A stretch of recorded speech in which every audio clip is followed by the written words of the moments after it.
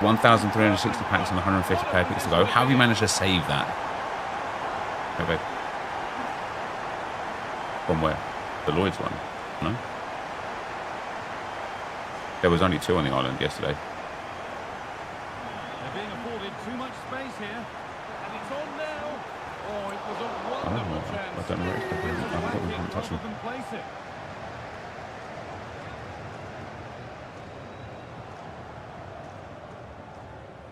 Given away by the goalkeeper.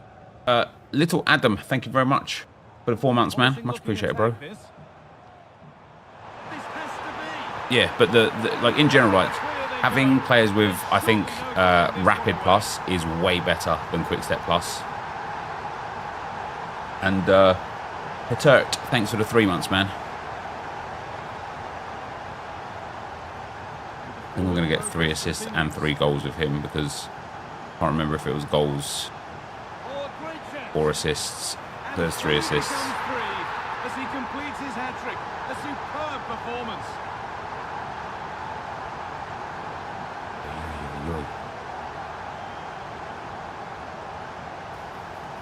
Could be something on. Just needs the composure now. Bagsman, it was 3 assists, was it? Perfect. I won't score any more then. We'll just see this game out now. What's the point in saving that many packs that you won't be able to engage in any content since the game released unless you go to the store? Yeah, so you are right to a degree, but also like a little bit wrong. One thing that I wanted to do, maybe it's time to start that. Oh, man, there's so many things I want to do in this game, right? But what that guy did there with 850 packs and 150 picks, I would love to start an account where I literally never open anything, and all I do is use Evos, kind of like the crappers, and objective cards, and like reward. Like I don't mind opening rewards where it's like you're not guaranteed to get anything, but you're guaranteed to get something. So if it's like a Team of the Week player pick, I'll open that. That's not a problem because saving that for like a Team of the Year or something is futile. And then just spending like months on end saving everything you can. The thing that is interesting to me is how do you build like the 83 by 10s and stuff if you just save everything? But then again, if you don't build 83 by 10s and save everything instead, would you end up with more? I'm sure the manager will be happy going in at the break with this advantage. I don't know how many packs I've got saved. It's not like an insane amount. Probably about 40 or 50. Let me have a look on the old web app. I am Cantor. Thanks for the 14 months, man. They probably open store packs. But he can't because he's got player picks, right? So he can't get into the store.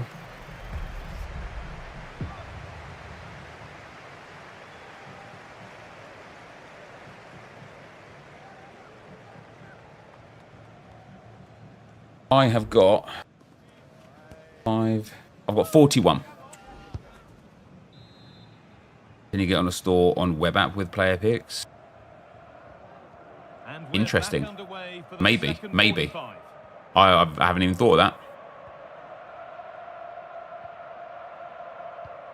that. Joseph, thanks for the 6 months, man. Much appreciated, brother. Grateful for all the support from you guys. I've got an 80 by 10, 2 80 by 30s, 2 80 by 40s, an 81 by 2. That's a big pack, that one. I'm looking forward to that one. 9 82 by 14s, an 82 by 20, 2 83 by 10s. Wait, that's weird. I've got 9 83 by 10s, but I need to do today's ones. I haven't done them yet. I'm going to have to use coins to buy the players for them. An 83 by 3, an 83 by 5 attackers, defenders, and midfielders packs. An 3 83 by 5 rare gold player packs, an 84 by 5, and 8 85 by 2s. And then I've also got everything from the season pass. Haven't opened any of that yet. Goals have been really well taken, but it's his all-round game. His movement, his work rate. I wonder how many he's going to get today. Yeah, tonight you'll be able to get the 89 by 5 pack. Quite a good one, couldn't it? How many packs? Yeah, so I've got 41. There's probably like 2 stinky packs in there. But otherwise, I've got like 39 elite packs and then everything from the season pass with all of those sick player picks and the sick packs that come with that. Actually, I think it's more player picks, isn't it? Yeah, I don't know if I'm going to wait for Saliba or if I'm just going to open for the attackers. I would don't get me wrong, I would love William Saliba, and I bet he'll be expensive for a while, but he'll be a lot easier to work towards as a purchasable player than the attackers. So I don't know if I want to just rip everything for the attackers and then just go from there and see what comes.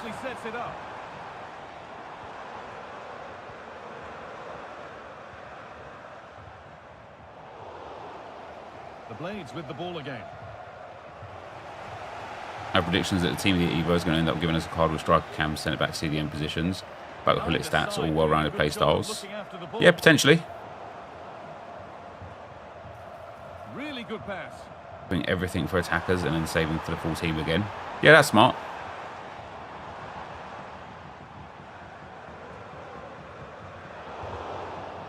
At the end of the day, if I was desperate to actually try and get some packs, I could just grind League SBCs.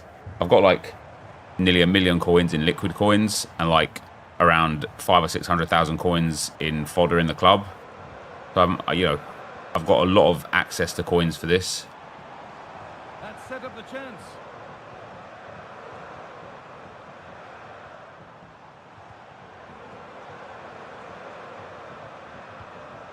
Icons are in all icons in the team. Yeah, that's fair enough, to be fair. Man, I'd love to pack that Thierry Henry.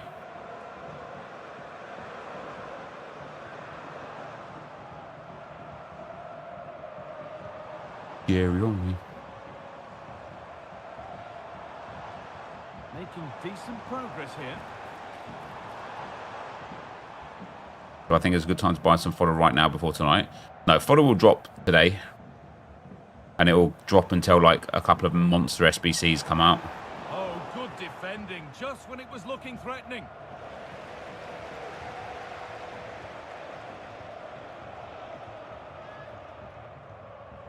Yeah, I'll be doing Bale SBC. I was talking about it on the Road to Glory a little bit yesterday. Didn't really go into it much, but I am tempted to do a full meta RTG now. Because, getting that Bale SBC, the Boyner SBC, the Team of the Year defender in Gabriel, things like the Ronaldinho SBC. I've got Patrick Vieira now as well, of course. Yeah, Marquinhos is coming, Casillas is coming. Everyone's going to have the same sort of team, but I don't know. I reckon it could be a bit of fun. Jack Sparrow, thanks for the 9 months, man. How's it going, Nep? How you finding the new patch? I really like it. I feel like a completely different game to me. What's your thoughts? Yeah, I mostly like it. I mostly like it.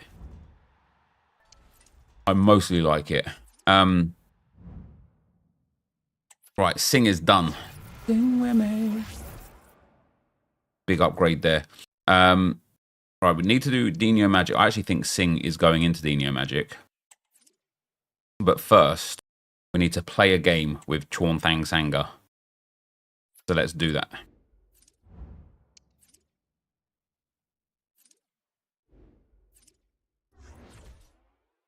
Let's do that. Let's get a men baby back in there. Let's play a rivals game. League SBCs are so time consuming. Yeah, they are. That's what turns me off of them. I don't care about losing, 5,000 or 10,000 coins each time to get the packs. But the amount of time it takes, even if you refine it, it's still a lot, isn't it?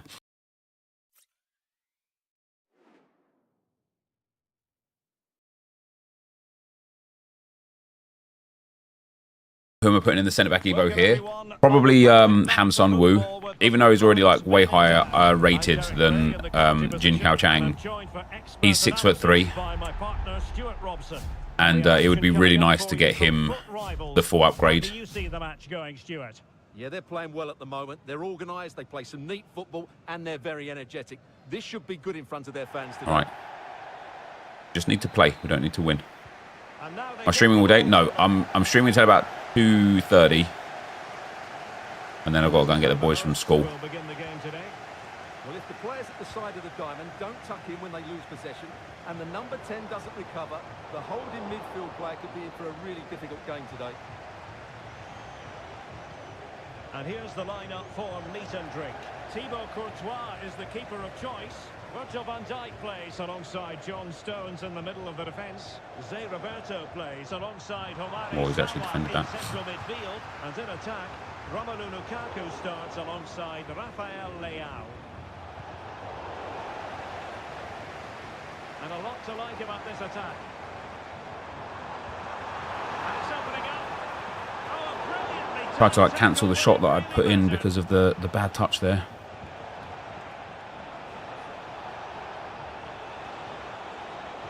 Crossing opportunity. Can she score? Just can't get it past him. The high press was on, and that's a fantastic tackle. Now, options are plenty. He dealt with the threat posed.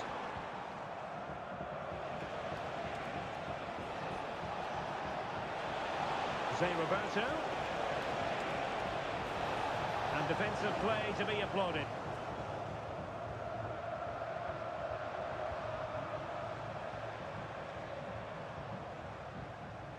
That's a good-looking pass. Let's go.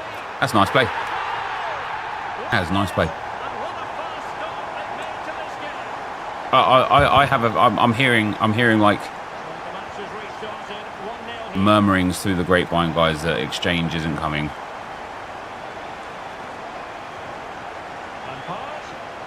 I'll be gutted if it doesn't, but I wouldn't be surprised because it made the game too easy, didn't it?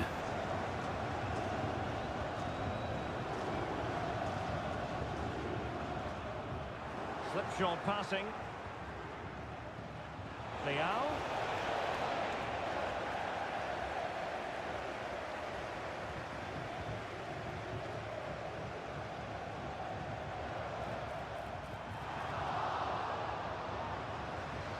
It's a neat move. And collected tidily. He had plenty. Wait for real. From the leakers that I talk to, quite often they have had no words whatsoever about exchange packs. They're not in the code. They've not been like, you know, they're not hearing of them from their contacts. There's no words of them. So I would not be surprised if we did not get the exchange. You thought they were in the code? The thing that people thought were the exchanges in the code were those things that we had a couple weeks ago. What was it? Can't remember what it was. But we had something similar.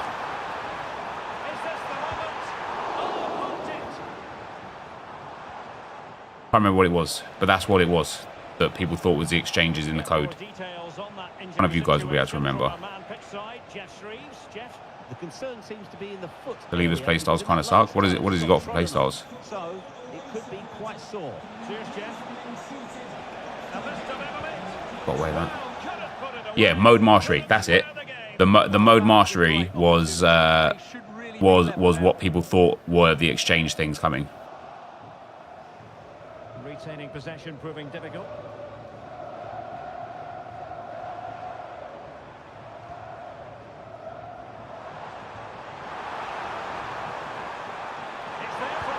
Lovely stuff. Lubbly jubbly. He's got a slight attack on Relentless. But he only has 2.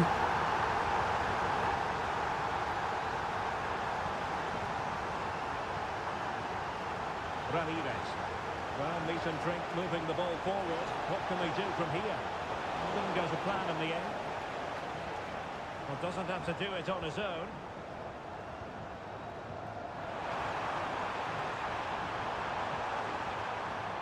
Just hold the ball for a little bit longer there. Well, sloppy in possession from meat and drink. Makes the move to the inside. Far from textbook defending. Crazy. That's an insane save, to be fair. That was crazy play, though. wonderful bit of skill. Well, his teammate got him out of trouble.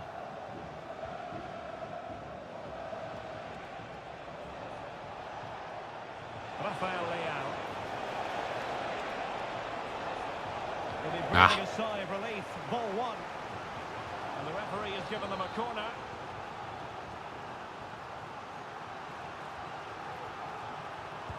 And over it comes. And there is the goal! Dear me. Well, that changes the equation. And they have the momentum now. You say insane a lot, haha. Sorry about that, man. Can meat and drink My go on apologies. to find another goal?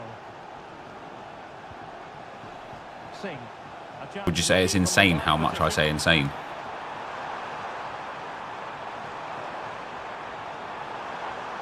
Magnificent challenge to win it back. Kimmich, Bale, KDB, etc. Everyone will be waiting. 91s will boom. So maybe scope here for them to Well, that depends on what the requirements are, right?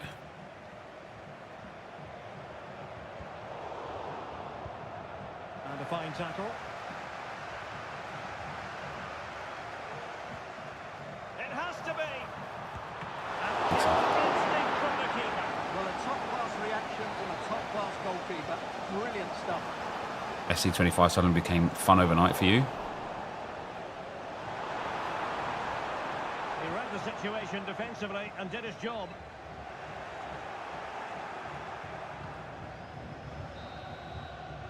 A chance then for the respective managers to address their charges.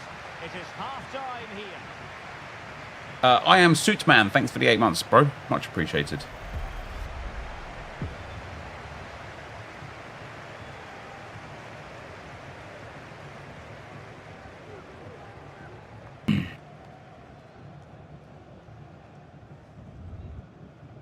Price ranges will be a huge issue. I think people are like misunderstanding. Having no exchanges doesn't mean that there will be no access to fodder.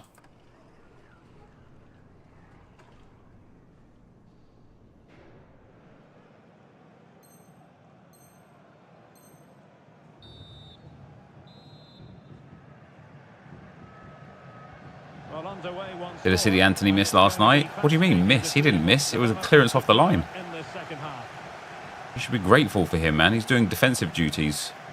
Decent looking pass. Isn't that what you want from a winger in that sort of formation and setup, to also be able to like Carried promise. be quality defensively? That's what I'd be looking for anyway. Well, there was impending danger, but good defending. Walker. Well, a real What's the struggle for defensive both line sides saying? on the I think I'm ball. unbalanced here. Well, doesn't have to do it on her own. Oh, nice ball over the top. This Buffon's got to go. That Casillas SBC cannot come quick enough.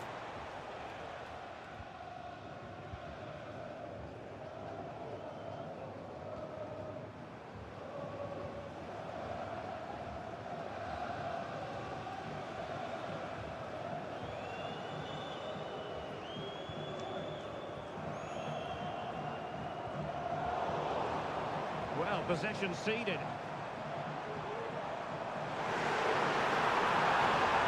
Cracking tackle. Thwarted the opportunity.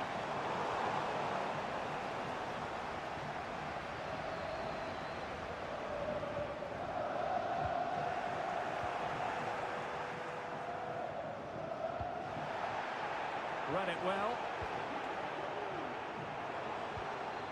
Well, they're on the scent of something positive. But really sticking to their I love the little bite.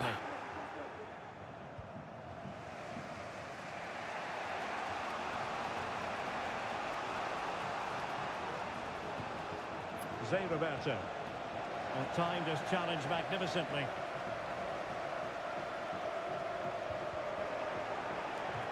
And a throw-in it's going to be.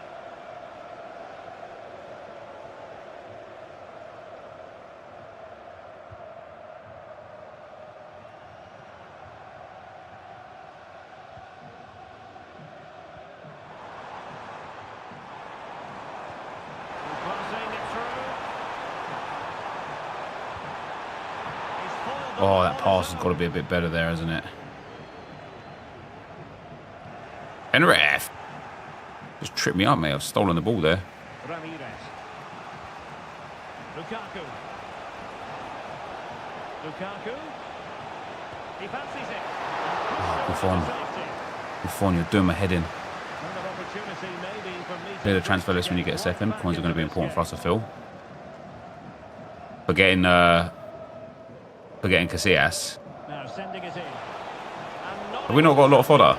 I suppose we're not like doing the objectives and the daily stuff and whatnot, are we? Oh, maybe. Oh, you're talking about not for fodder. You're talking about for evolutions, of course. Perfect challenge. Go backwards there. Go backwards to go forwards.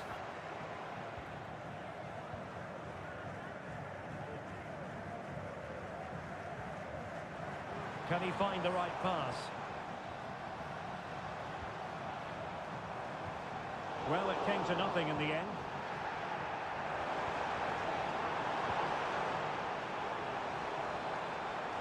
Oh, managing to beat him. Is this the moment? Bosh. That's a goal. Come on. Masterclass in finishing. Just can't stop him today. Walker. To reduce the deficit. Got hand on that one. Hughes.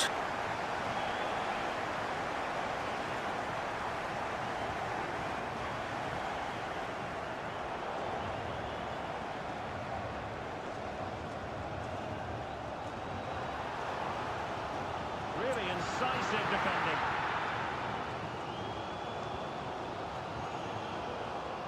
A quarter of an hour remaining here.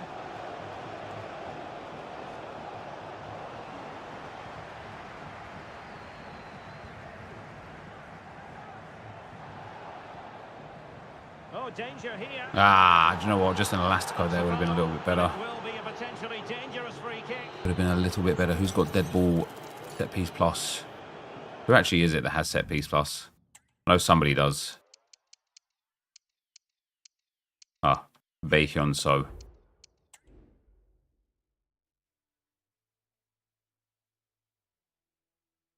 How am I finding the new patch with the Crappers team? Like, all right, mate. Like, I've only played 3 online games with it. We're 3-1 up in this one, and I won the first 2 very comfortably.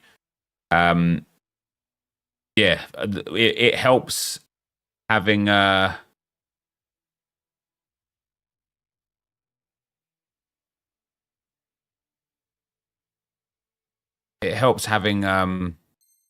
rapid plus player.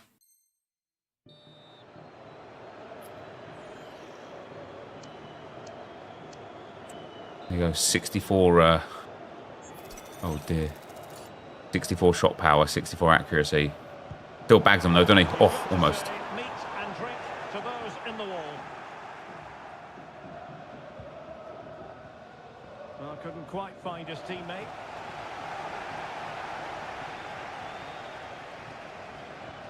Can he put it away? Hey, come on now, game. Challenge of the highest order.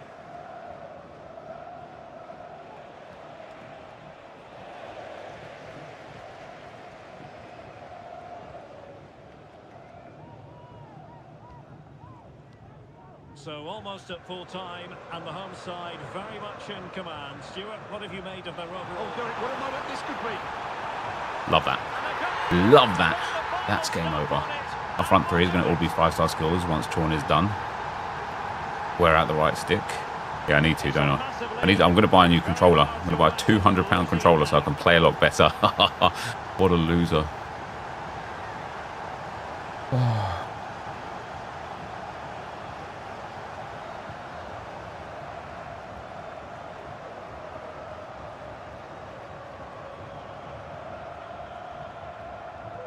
SHC, thanks for the 17 months, man. It's nice to finally have a patch people can enjoy.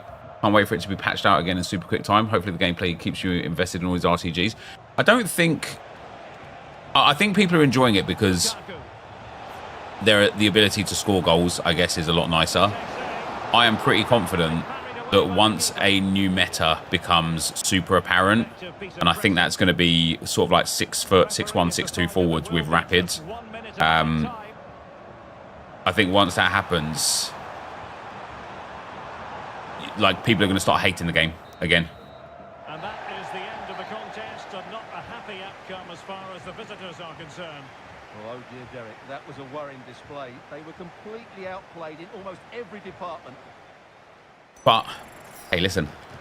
We've got another win there. We're on a streak here now as well. I think we're only 1 or 2 wins away from Division 3. Yeah. If I win 2 games in a row, we're going to be in Division 3 with the Crappers. That is mental. That is mental. And we've got there Thang Sanga. Done. Well, not done, but half done. Up to a 73 now. Good upgrade for him there. We now need to play 2 and win 1. So I'll play 1 in Rivals. If I win it, we'll play the second one in Rivals. If I don't, play 1 in Squad Battles. And then that leaves Zothan Puya to play 1, win 1. Play 4, win 2. Play 4, win 3. It's quite extensive for him, to be fair. What's the plan on some of these Evos? Is there anything we can actually submit now, Josh? Is Singh going into Dino Magic? I think a lot of people are going to really not enjoy Rivals. A lot of players have lent on the defensive AI so heavily. They're about to get a rude awakening. Yeah, I agree with that. I agree with that. Thanks, Ronnie's pal.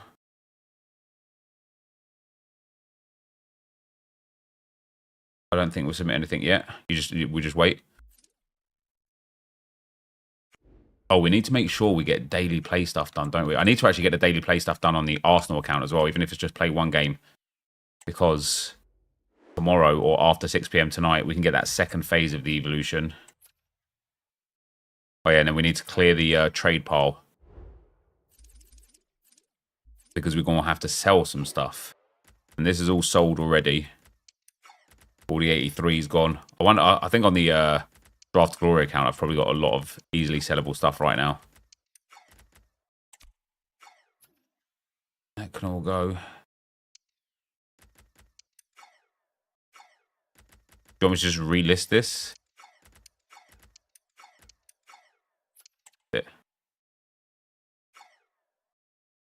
You can see the Evo already on Footbin. You can, yeah. Yeah, I think for that Evo, we are going to put in this man right here. Because although Jin Xiao Chang would probably get a bigger boost and needs the boost a bit more, Hamsun Wu is 6'3". He's already got Defender ++ and Stopper ++. And he kind of needs as well the dribbling and passing upgrade.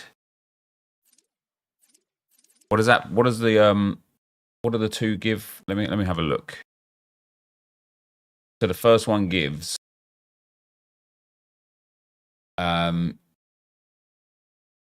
Relentless Plus, 30 acceleration, he won't gain any. 20 overall, that'll take him to 89. 40 sprint speed, he will gain 7.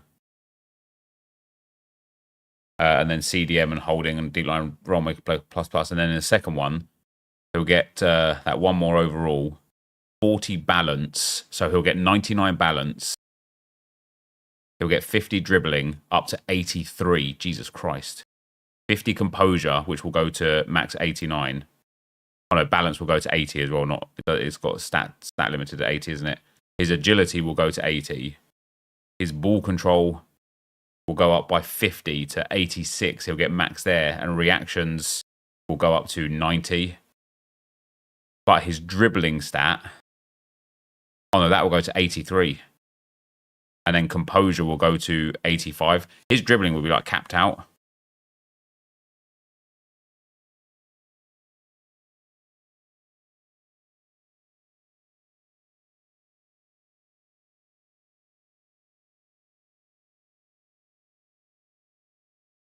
How do I get the 2 centre-back Evos? Are the full stats playstyle plus is revealed? No, it's not all revealed yet. Yeah, we'll wait on that one, Josh, to make sure we get the best playstyle options that we can. Yeah, daily SBC needs to be done as well.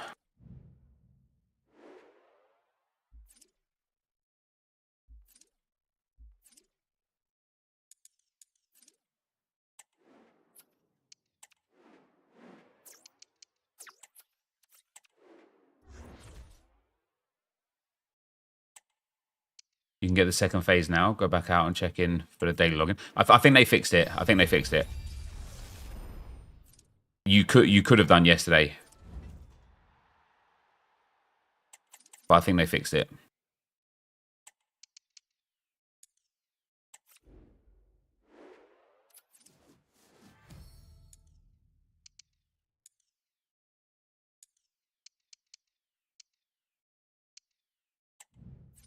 I need to do weird. I'm gonna have to do some squad battles on the Arsenal account.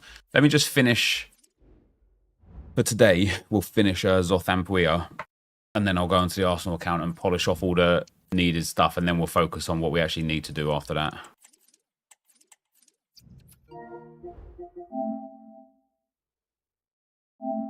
LB Pre, stop sending me messages on PSN, brother. I'll just block you.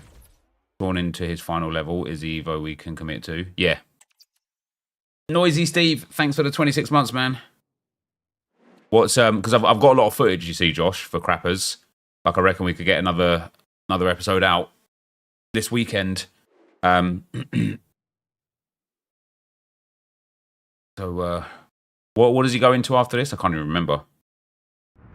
Well, just the sort of weather the fans were hoping for this evening. It's absolutely. How much would Team of the Year Henri be? Well, the fact that he's going to have Rapid Plus and Finesse Shot Plus, I think he's going to be like 6 to 8 million. I think he'll be crazy expensive. He will be one of the best players in the game. That team is really nice because he's going to have like all of a sudden Rapid Plus is for me probably the most overpowered play style in the game now for forwards. Time to play is over. He'll be delighted to have won the ball, having made that. Yeah, Team of the Years only have two Team of the Year icons only have 2 playstyle pluses. The visitors lineup today. Thibaut Courtois is the keeper of choice. Ferland Mendy starts with Gianluca Zambrotta in the wide defensive areas. Zé Roberto plays. This guy just backs off. I just have to walk it up. Midfield, and it's 2 strikers up front who'll look to provide the goal scoring. He says as he does another sprint boost move. Cool. And teammates around him. There we go. Nice and easy. What division am I in? Division 4 on this account now. But if we win 2 more games in a row, I will be into Division 3.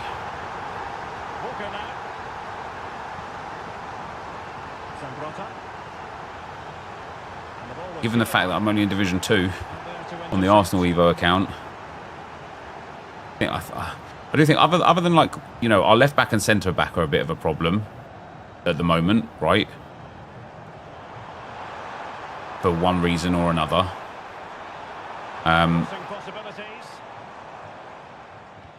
See how he stays onside there now.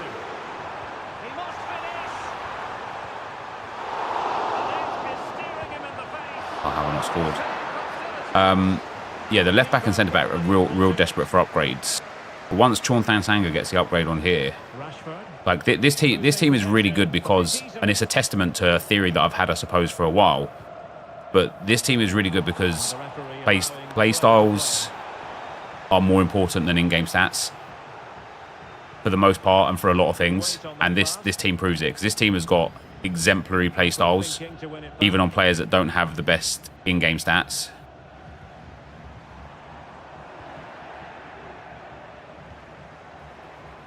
Gerrard has made the pass count.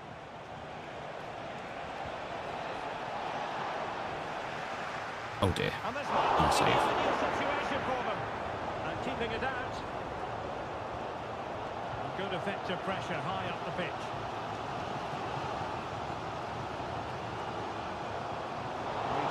Turn around like that, mate. Great ball over the top. Rashford is through. Oh, stellar defensive work to get back and win possession.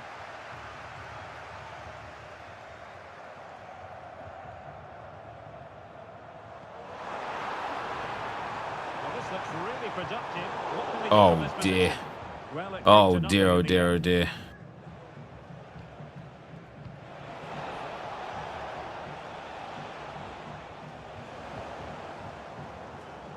Oh, good vision. Let's go. Let's go. Gordy! And a goal to increase the Come on. advantage to 2 overall. Mate, see, That again is where you can see the patch in action, guys. And it should have been just the way the game was, but it's so nice, right? See how well he stayed onside there? Do you see how well he stayed onside? If pre-patch, he absolutely goes offside in that situation.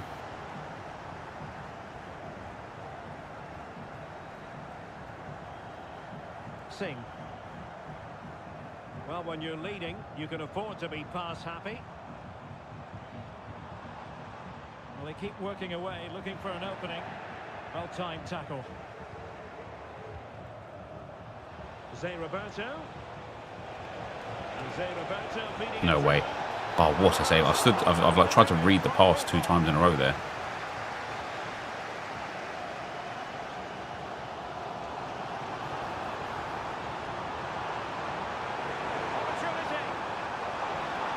Didn't get a shot off in time, did I? Steven Gerrard. That is a wonderful ball from Gerrard. Great work defensively, but still the chance.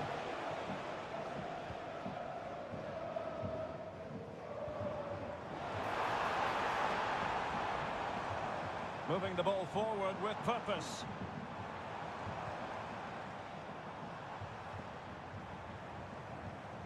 Sing.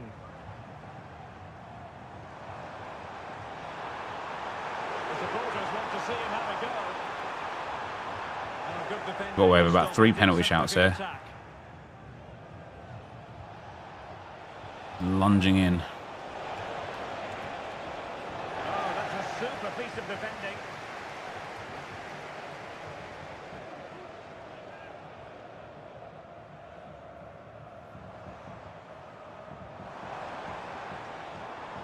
Oh, he's through here. Yeah, love that. Love that. Little speed boost. Little speed boost past the keeper. Come on. Come on. 1 win away from Division 3, boys.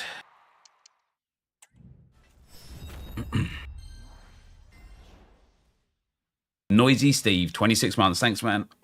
1 win away from Division 3.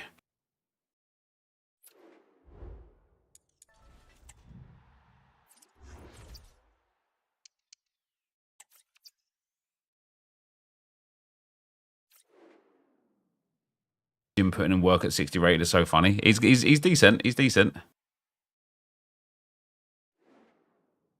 Not sure if you hear this often, but keep doing what you're doing because it's amazing. Thanks, Mzizi, for Ballon d'Or.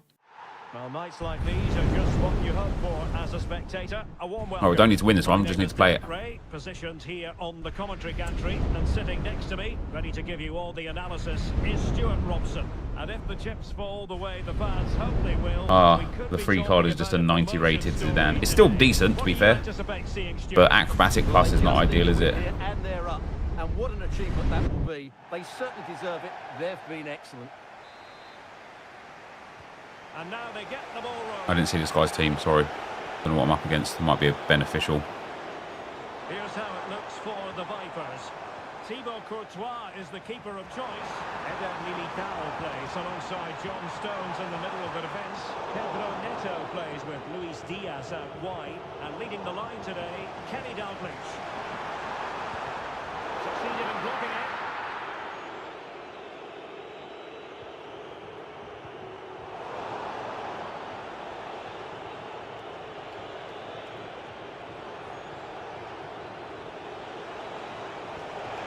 Impending danger, but good defending. Give over. And space for Vipers out wide. Is it got to be? And the corner's been given. I do think a lot of people will be absolutely delighted with the 390 rated Zidane, mind you. I bet you'll see him in a lot of people's team. A chance for him on the flank.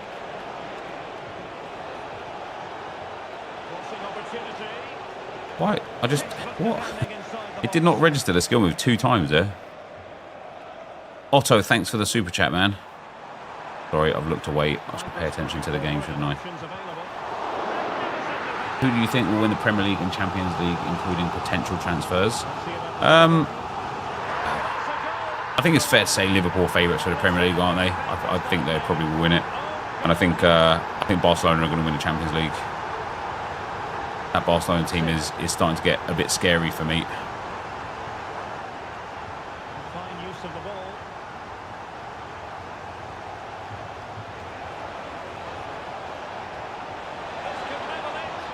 Go on then, let's go, come on. They massacre Zidane. Yeah, he's definitely a free card. Can they go and win it now?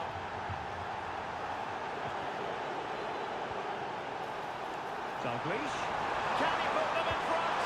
Oh, it's gone in! A goal! Wow, this guy's put a Not gonna be celebrating from goal scoring badge on his Dalglish, huh? Pick themselves up here. They need at least 2 goals now. Well, that's how to keep the opposition at bay.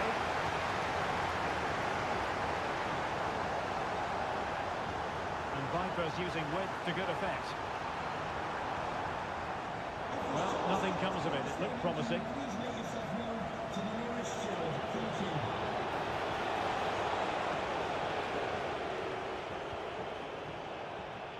Has this guy got like some mad sweaty team? I literally didn't even see his Dalglish. team, but Oh, good save. where do you get the Zidane card? I mean, you can't get it yet. That's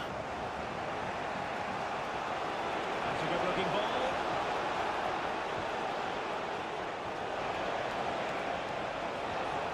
ball. That little bump that he gave me, man, In difficult kind of circumstances. allowed him to recover the defence there. That's a good-looking ball.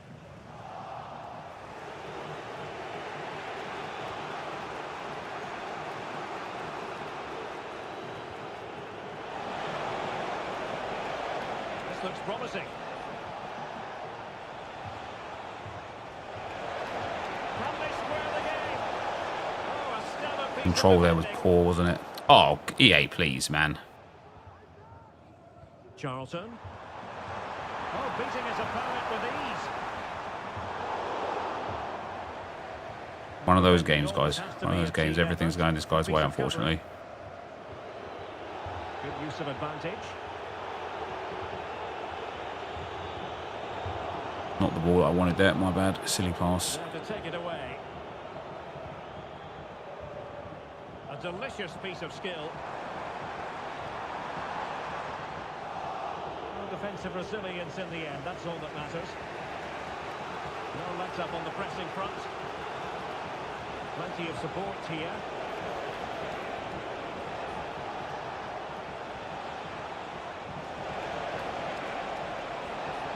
And Vipers have the ball once more. I just don't understand how it's not a free kick.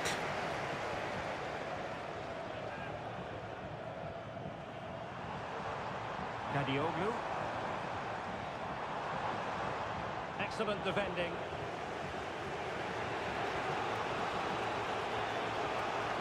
Singh.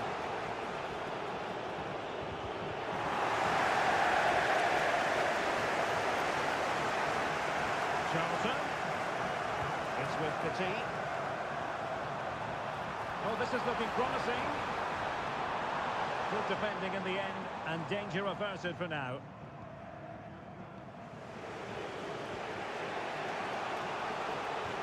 And passing it through. Didn't play the ball in time. Oh, but cutting it out in the nick of time.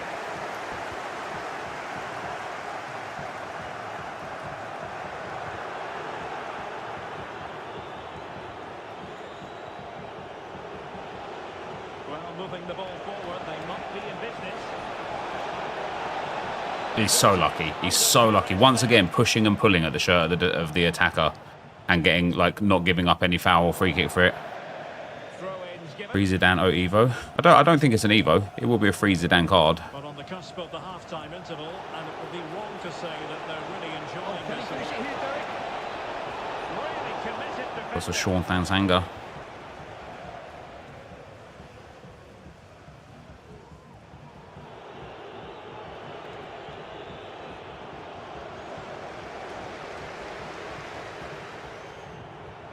Bobby Charlton. No, you had your pin, didn't you? You just couldn't use it because you'd done it wrong or something. Threat over for now, it seems. Yeah, it has. And the We whistle looked at it. is sounded for that's right. half-time in this game. It's just in that pile of papers that you put on the It's in that pile of papers that you put on the island.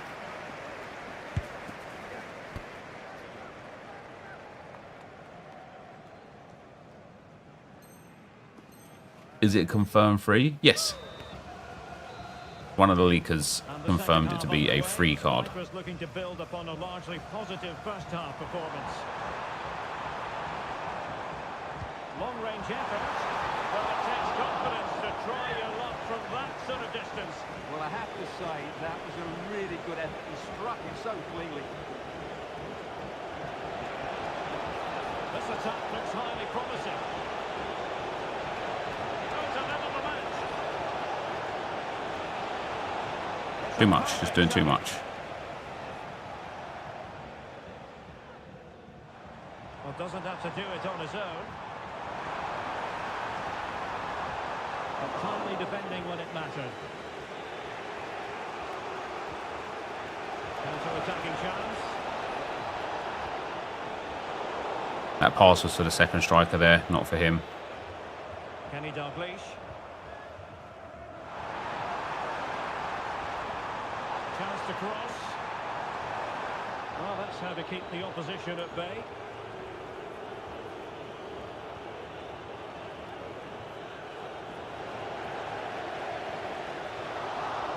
Giving the ball away. Ezzy. What a save, Buffon. That's insane. Well, it's a great stop from that distance. He's reacted so quickly. Oh, a goal! And every player's worst nightmare, because this will go down as an own goal. So back underway, 3-1 the score.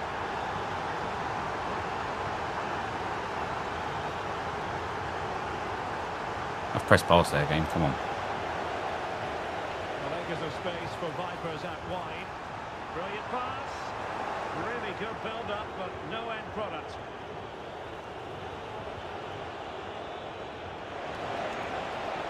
And moving the ball forward with genuine purpose here.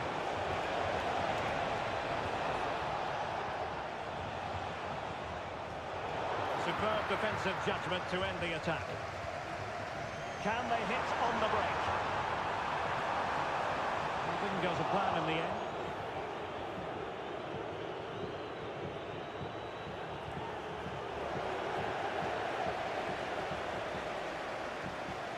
Ezzy. Dalglish. It's a fierce effort. Well, it ended up being easier for the goalkeeper in the end. And unable to pick out a teammate. And that'll be a throw. Well, great read there to intercept. Have I tried the 4-2-3 run? I have not.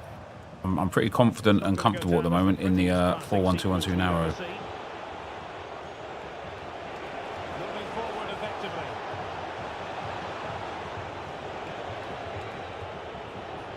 And a good-looking ball. Come on, game. Close, but offside nonetheless. Well, it's a matter I couldn't have played that pass just any went a quicker. fraction too early.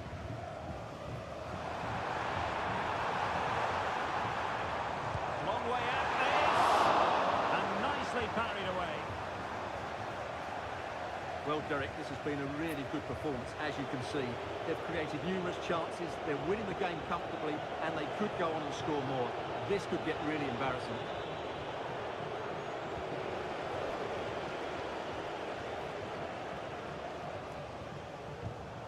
Tremendous intuition to win it back. Luis Diaz. The Vipers moving the ball forward. What can they do from here? Well, nothing comes of it. It looked promising.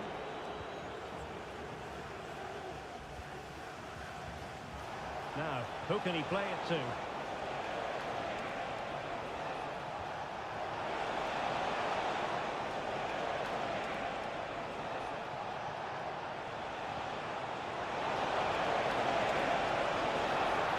Getting so lucky. Both offensively and defensively, he's getting so lucky.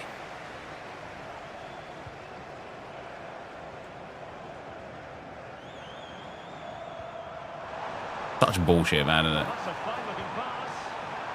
Dalglish. Opportunity. Still could be dangerous. through in the end. Possession one. Oh, what an opportunity. But he took care of it defensively. Do I ever play co-op? I haven't this year, no. The Vipers exploiting the space on the flank. And the players went in the centre. Has a go. Pushed away to safety. Well, on the cusp of the final whistle, and the home side really prospering today. Stuart, interested to get your take. He wasn't even Yeah, running. It's been a good performance. They've looked really sharp going forward, and they've shown a lot of energy. They'll certainly be pleased with their overall display up to now.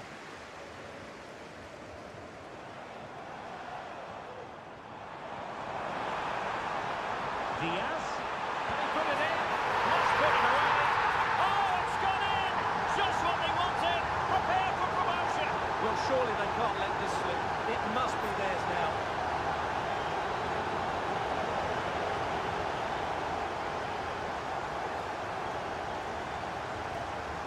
Izzy. All right, buddy. Well, space for the Vipers. Zidane's official stats are so bad ass. Like, you got to remember though, a lot of people will never have a chance to play with like a Zidane card. To take on the shot from a difficult angle. Not a memorable effort though. Haven't heard anything about UFL recently. Completely dead. I think so, mate. Yeah. The angle was always against I think unless content creators are getting paid to play it right now, there is no content coming out on it. Nobody is playing it.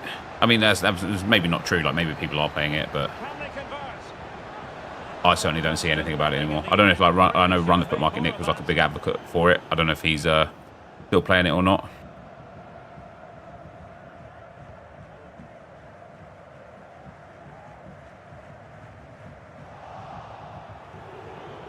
Well, just overplayed it, and comfortable for the keeper. And the final whistle, well, they knew the task at hand. They knew they had Right. to win. Tough to lose that one because we could have got ourselves into Division 3 there. But this guy, of course, had the 4-2-3-1. Dalglish, Neto, Carlton and Eze, Petit, Prime and Mainu, Zé Roberto, Stones and Bright. I don't know what version of Militao we had. Kadioglu and Courtois. It's a good team. It's a strong team.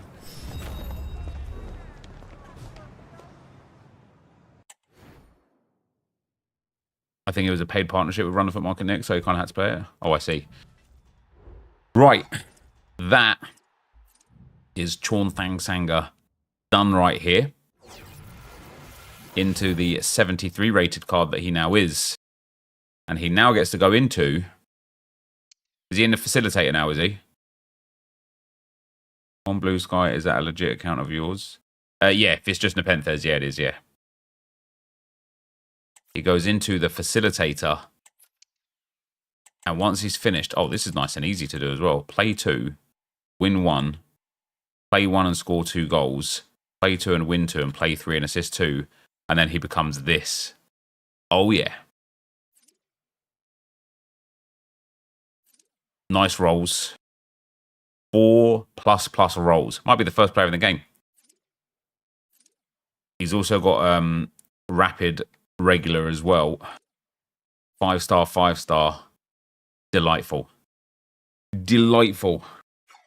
Let's do it. In he goes.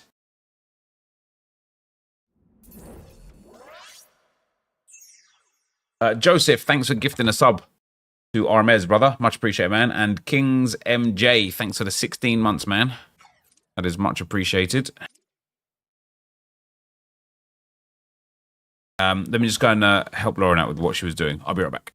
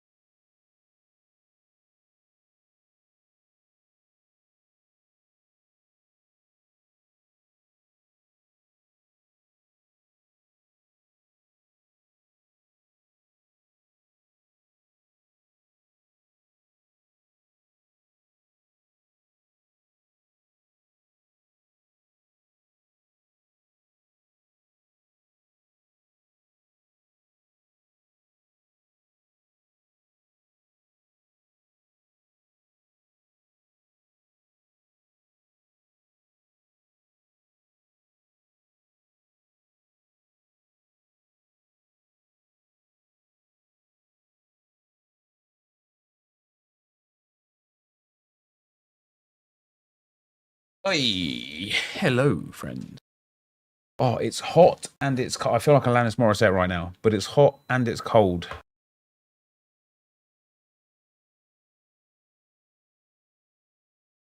I got one hand in my pocket and the other one is high-fiving a kangaroo. How off her fucking face was she when she wrote that song? Do you know what I mean? Am I going to be live for 6 p.m? I am not going to be live for 6 p.m, mate. Fridays are a bit of a tricky day, funnily enough, because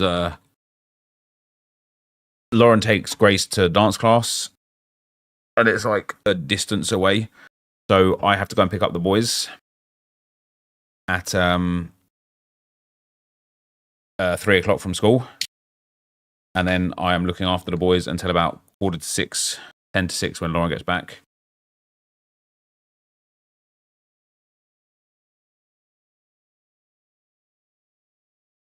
Team of the year more important? I don't think it is.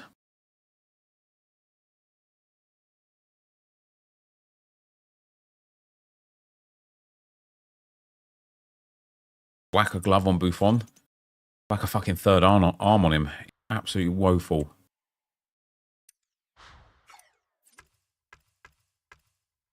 Right.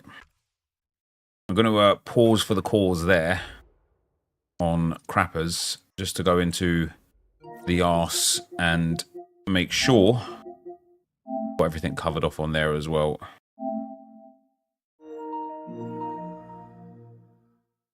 Yeah, I saw the Zidane-based Evo that was coming out. I do think that might come as well. What happens if you pack a team there on the Arsenal account? You're going to use it? Yeah. Yeah, I'm very, very much tempted now to build into a meta on this account because with Bale coming, with that Zidane coming, with De Bruyne coming, with this Team of the Year centre-back being an option, with like Ronaldinho being there, you know, with getting that Patrick Vieira yesterday, like the team that I can build, the team that anyone can build really, but the team that I can build is just going to be insane. And more to the point, the team that everyone's going to be able to build is going to be insane. Which means this team will just not compete. And I just like, I want to enjoy playing this game. I don't want to, like, this year has felt like a chore. And the idea was that, like, I wanted it to feel like a chore to a degree because I wanted the grind. I wanted to Evo these cards up, but it's evident that we're not going to be able to Evo them up at our leisure again this year, which I thought we would be able to thanks to stat limits. And so, yeah, I think if I put in like 4 or 5 like key pieces to this team that's here right now, I could be super competitive.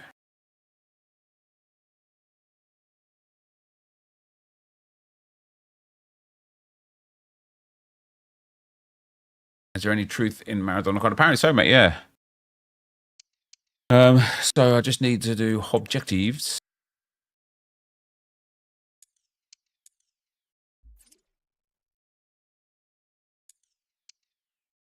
Need to do that. When's that refresh today? Yeah, it does. 6 hours for that to refresh. I wanted to finish Weir off.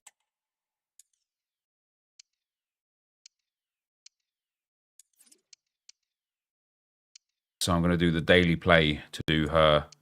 Need to play, win, and score. Score a goal with the player from Scotland. Play with 3 League F and play with 3 League F.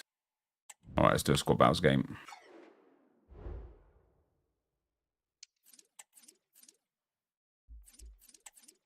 Or off everything at once.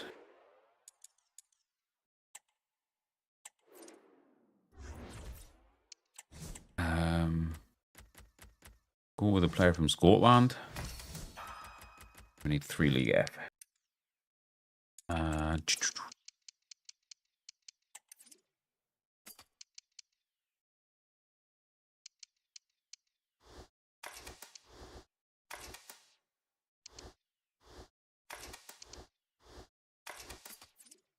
And then who was my Evo? Ibrahim.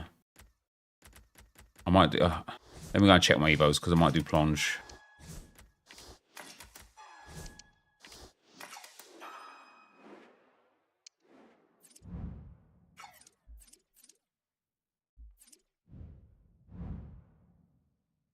Days, 8 days, 12 days. 8 days, 7 days. I'm in such a good spot on both accounts for the Evos. It's really nice. Ibrahim is play 4, win 4. Plonge needs 3 assists to get onto that next level. So we'll do it with him. Oh, actually, what does Godfrey need? Play 4 in rather than champs. Yeah, that's pointless. 3 assists with plonge.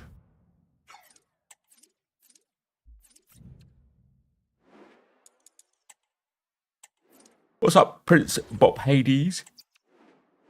How you doing, mate? Sorry for yawning. Whoppa!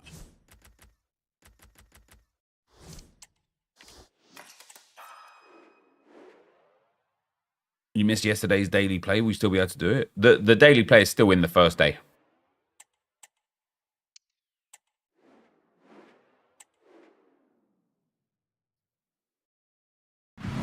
Welcome along to an evening that was made for football. So yes, you'll be absolutely fine. Great order too. I'm Guy Mowbray, joined by former England striker Sue Smith on the commentary gantry. And with the atmosphere building up nicely, what a match this promises to be.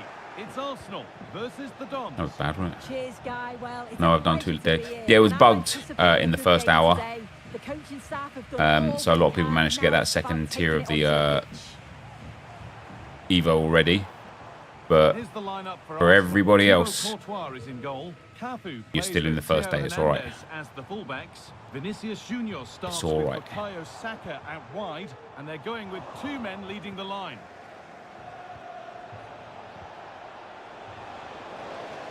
This is the visitors' team for today. Yeah, they're playing a 4-3-3. The front 3 are going to need to link up well and make sure Oh my the days, central plonge. striker isn't too isolated. Passing is terrible. If it's on one side, can the other winger come in and be that second centre forward? This looks promising from the Dons. He takes it on.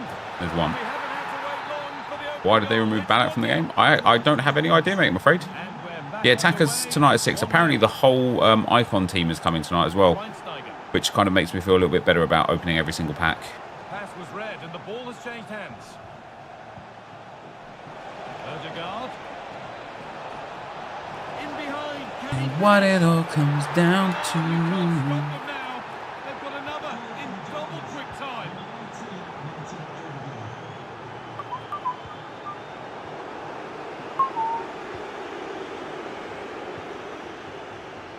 When a Team of the Year mention's coming out. Supposedly next Friday for those. Xabi Alonso. Good work from the Dons to win it back.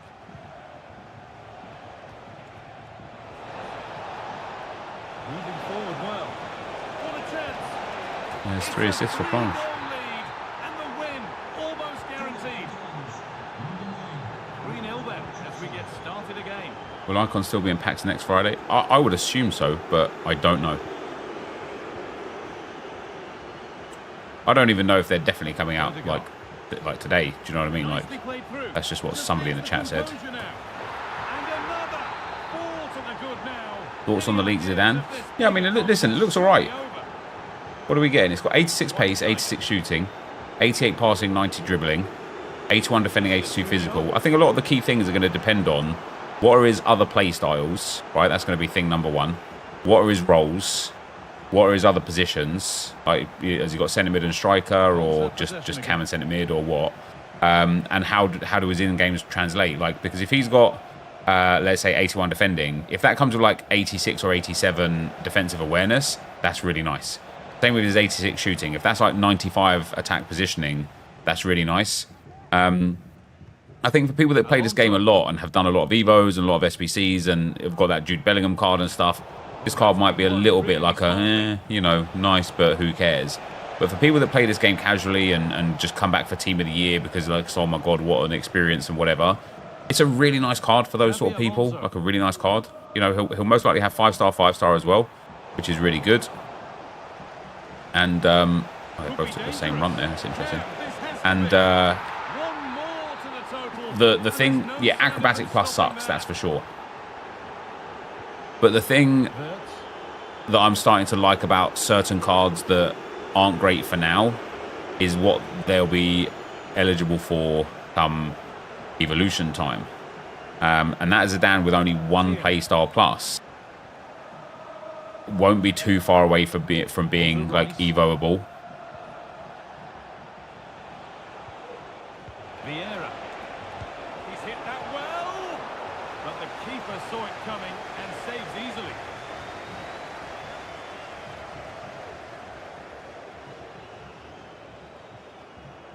Xabi Alonso. Puyol. Do I know if EA is still doing Championship Team of the Year? Yeah, I've never done Championship Team of the Year, my man. You might be thinking of Team of the Season, which doesn't come out until like April or May. The Evo icons keep their chem boost. They do, because they're in the icon league. It's not the card type that gives the chem boost like Globetrotters or like Foundations. It's the actual league that gives the chemistry boost. 84s are currently 4K, are they? Jesus Christ. Tierney. Declan Rice. Your Bale did after 4-star week for upgrades. Your Bale lost the chemistry. It's impossible. Vieira. And it's on now. Oh, I don't believe it. A sensational challenge.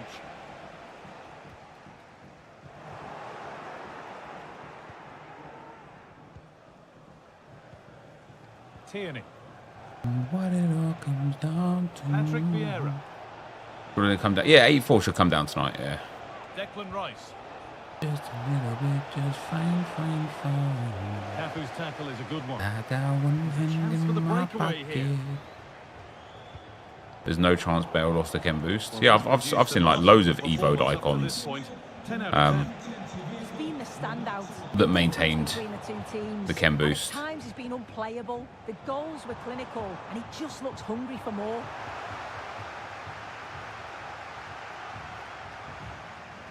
Still has it after that Evo. Aldana Cometi. Onto Rice. Leandro Trossard. What would happen if you Evo a UCL road to the knockouts? Would the upgrades still go through? They are, but they get stat limited. So to whatever, like, you have to imagine, if you apply the Evo first and then the upgrade comes in, you have to imagine the card as if the upgrade came in first and then you applied the Evo. Tierney. Well, this is mesmerising to watch. Such good possession. Mate, how good was Lewis Skelly Vieira. against Spurs, man? Still fasting? Yeah, I came out of fasting today, actually. I did another 36 hours yesterday. Cometi. Like yesterday and today, and like the night before, obviously. Patrick Vieira. That's my 4th 36-hour fast in the last 2 weeks now.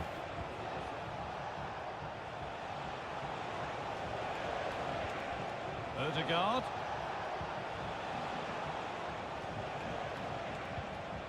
Patrick Vieira. Do I think Vieira's worth doing? Yeah, I think compared to like Jairzinho and Ronaldinho's price, I think Vieira's like really fairly priced. Declan Best Rice. tip for fasting? Stay hydrated, drink lots of water, keep your mind occupied, because the biggest battle when fasting is you're trying to convince your own self that you don't need to eat. Because even though your body knows you don't need to eat, your brain is like, yo, man, it's fucking food time. Do you know what I'm saying? So keep your mind occupied. Tierney. Make sure you Rice. stay hydrated. Declan Rice. How's the fasting? Is it rough? No, it's good, mate. It's good. I honestly, for some reason or another, I don't suffer with any side effects at all when I fast. I was thinking this coming Tuesday, I might try for a like 60-hour fast and go another day. Because once I get to the night time, like But for me, with the way like my week is with getting up with the kids and stuff like that. So let's say like on Sunday night, I'll eat my last meal at like 9 o'clock. And so that's when like the fasting begins or whatever. Then I get up in the morning, like, you know, that I've eaten then, so that's fine. Then I go to bed and wake up in the morning at 7 o'clock. And at 7 o'clock, I do like the school run with the kids, get the kids ready for school, drive Grace to school, come home. Before you know, it's 9 o'clock. It's that time between 9 o'clock and like 9 o'clock in the night. That's the 12 hours where it's like, once you get through that 12 hours, you're like, you get to 9 o'clock at night again. And you're like, well, I'm not going to eat now because if I just go to bed, I'll just, you know, that's another like 8 hours, or, you know, if I could go and watch some TV, like that's it. It's just that 12-hour period. So in my head, the fact that I could do 36 hours, for me to get to 60 hours, all I have to do is last 12 more hours. Because then I go to sleep again, which covers off the end of the 60 hours. So, yeah. I think next week I'll do a 60-hour fast. Do I drink water? Yeah, lots of water every day. Do I allow myself tea or coffee when fasting? Nope, just water, strictly water. So no eating at all? No eating whatsoever, mate, yeah. Sleeping hungry is hard, no, but the thing is, you're not hungry, right? Once you're, like, you will get hungry in the first, like, 12 hours or whatever, because your body is used to eating food, and you're not, right? So your body, your hunger hormone is saying, hey, I need food. As soon as you just don't eat food, right? Just drink a glass of water or something instead. When your hunger hormone suppresses, because you like enter into a state of autophagy, right? Your body starts getting the energy it needs from your fat stores. So at that point, you're not hungry anymore, because you are, like, the whole point of eating is to consume the energy, right?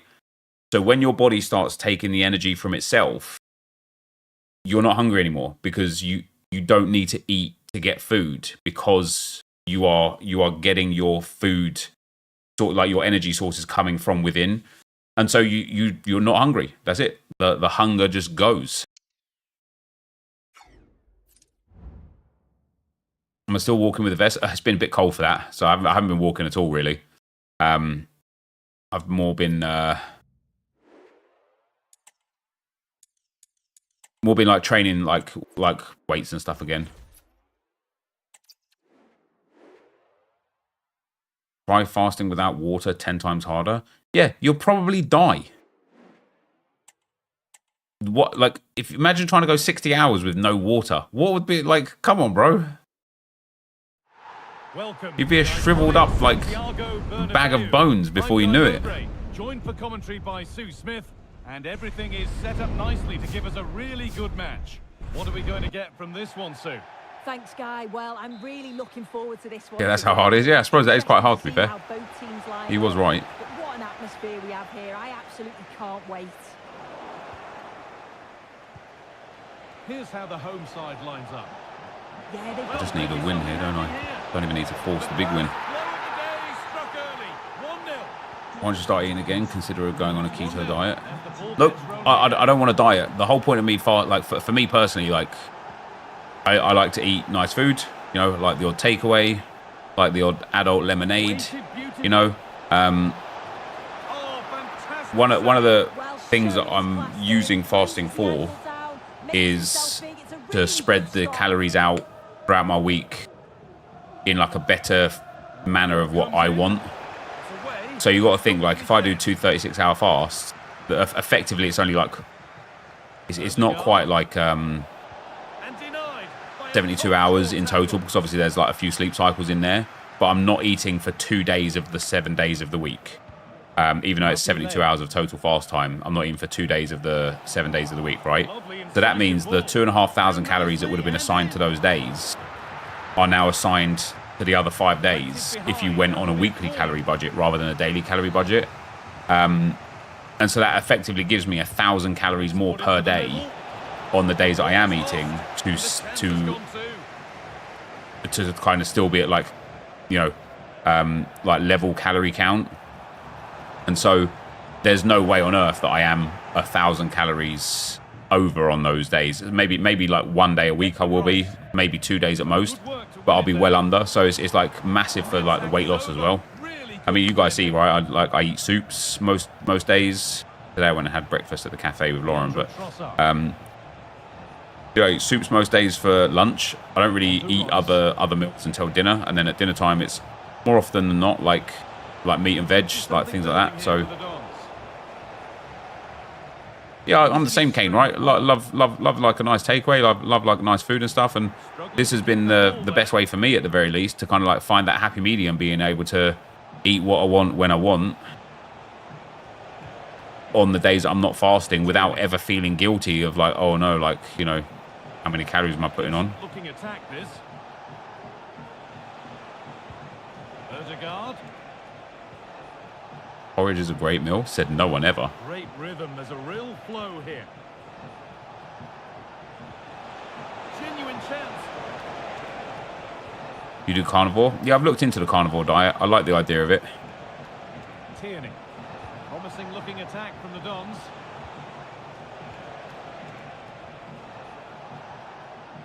On to Tierney.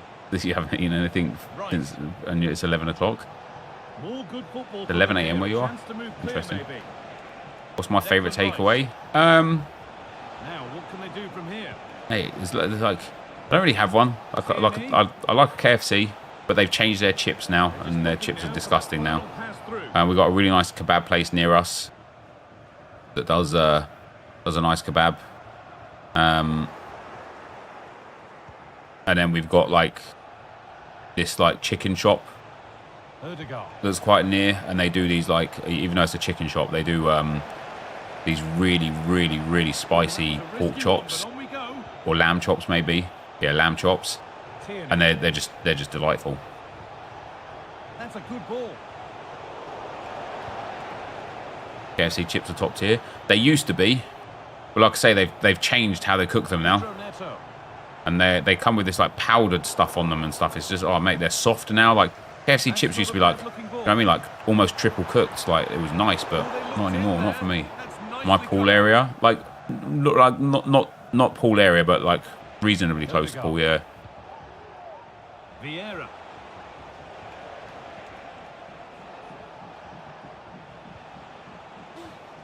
You can order them without the seasoning, then they cook them fresh. Oh, is that right? Might have to do it next time. And that's going to be all for the first half. At the KFC chips have flavour now.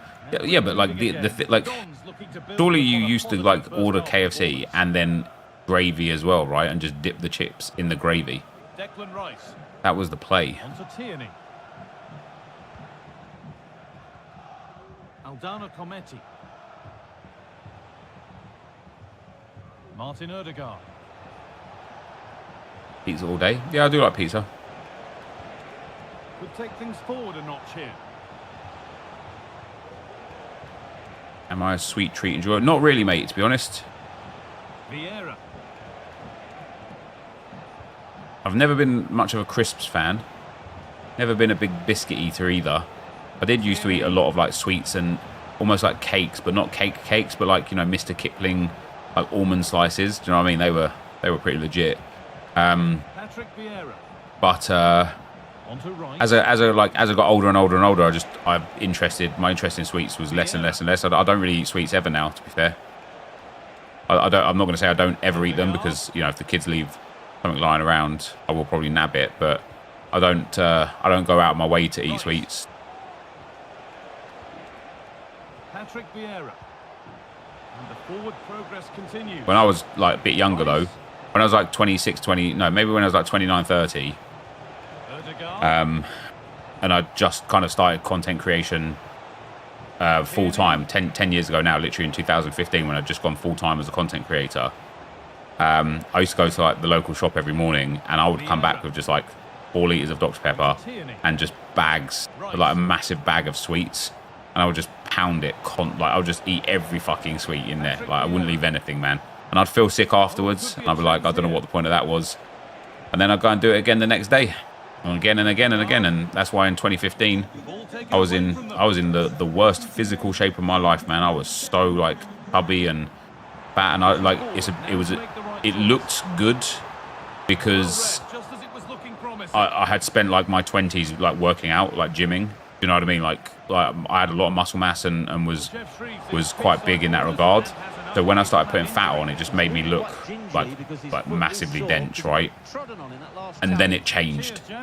It went from like looking built and hench to looking like flabby and big. So I like went on a wild weight loss journey. And like with everything that I do in my life, it's either 100% or it's nothing. And so I used to cycle 60 miles every day on the indoor bike, which took me about 2 hours.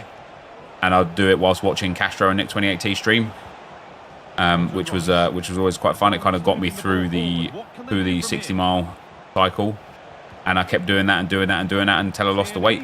And then once the weight was gone, I went back to like working out and training again, and got real big again, like muscular big again. And then since I've had 3 children, for one child and 2 children, it was a bit easier. But since I've had 3 children, my time is not my own anymore. And so this last sort of 2 years has been a big battle of trying to actually get in the gym and work out. And it's not been... And that's where it ends, with possession lost. It's not been easy. You know, my life has changed significantly over the last like year or so, especially since my daughter's started a new school that's not the same school as my son's, because she's gone to middle school now. So yeah, my life has changed, and so it's hard now to kind of do everything, and so something had to give. And in this moment, that is the training. You know, I'd probably say over the last like 3 months, I've trained 1 or 2 times a week on average, which is still decent. Like, it's better than not doing it at all. But it's not what I want it to be. I want to get back to like 5 days a week for the training, and then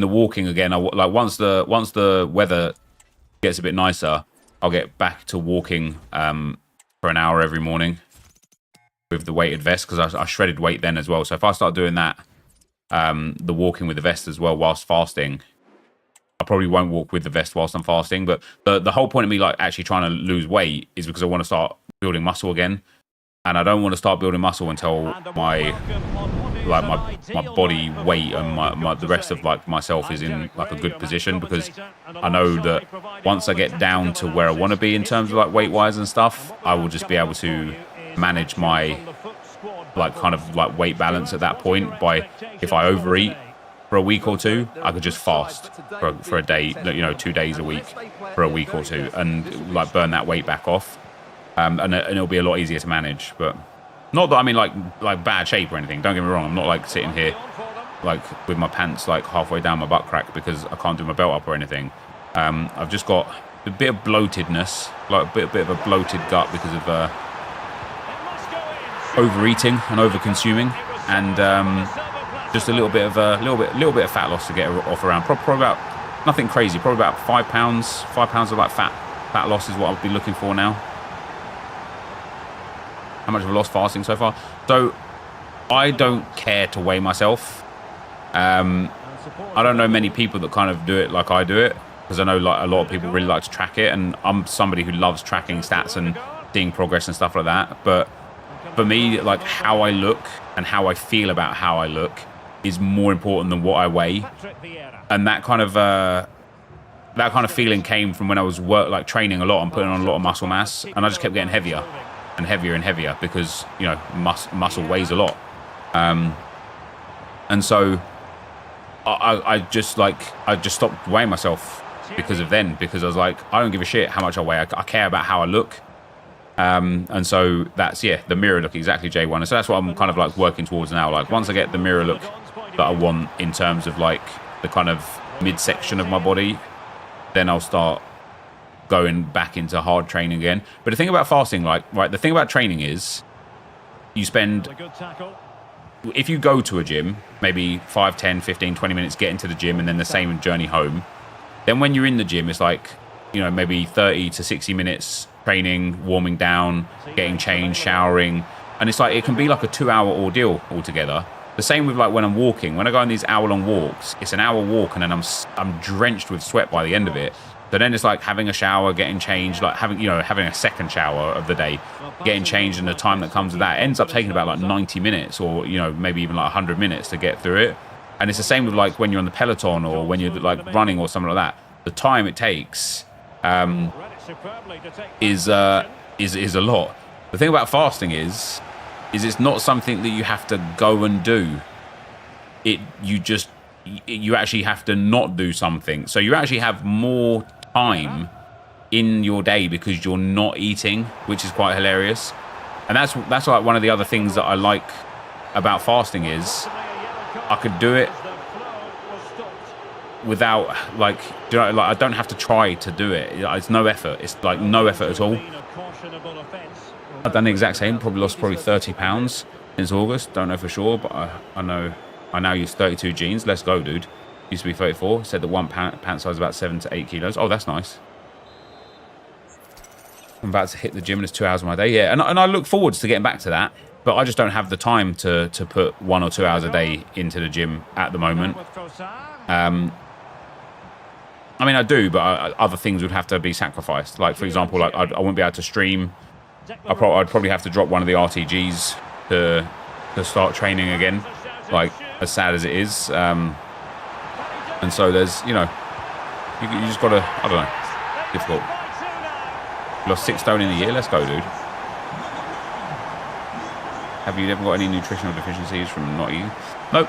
I mean, I have like vitamin D tablets and what have I got here? I've got B12, D3, and then these like Wellman's multivitamins.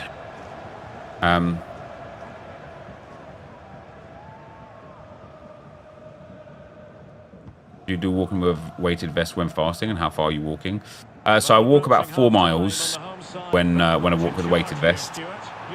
I did that a lot like last year throughout summer and leading towards Christmas, but when it got cold, I just stopped doing it because yeah, it was just too cold. I just wasn't enjoying it. So when the weather, probably like, you know, February, March time, I'll probably get back to walking again. But yeah, I walked for 4 miles with a 15 kilo weighted vest. Took me about an hour and 4 minutes. And so it is, the first half story has been written.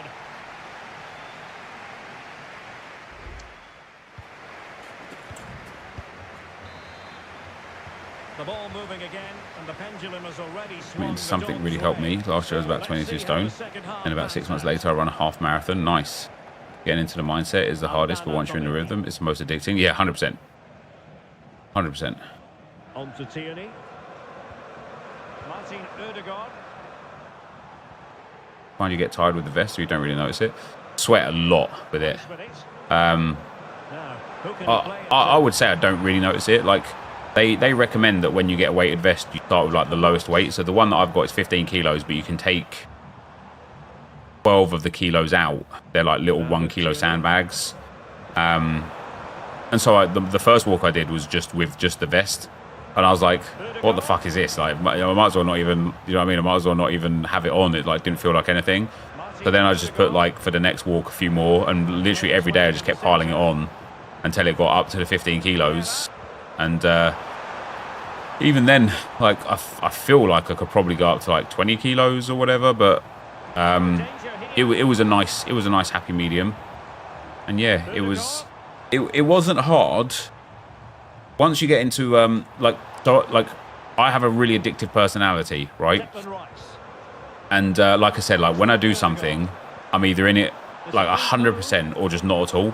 And that's why I find it hard to be like, oh, let me just train when I've got time, because I'm like, nah, I want to be like in it. If I'm doing it, I'm doing it, and if I'm not doing it, like full committed, I'm just not doing it at all, right? That's the way I am.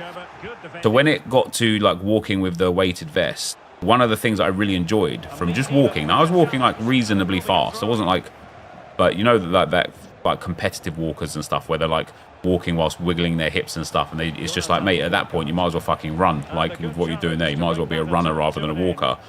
But I was walking like quite fast, and when I checked the app afterwards to see how far I walked and stuff, it started showing me that I was getting into like threshold 4, which is like fat burning threshold and like the good cardiovascular threshold for losing weight and stuff.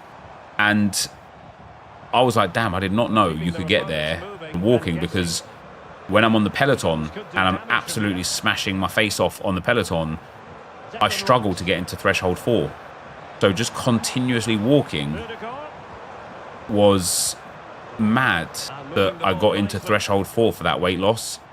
And then what app is it? Garmin. So it's the Garmin, like I've got the Garmin watch, and it's their app that like tracks it all.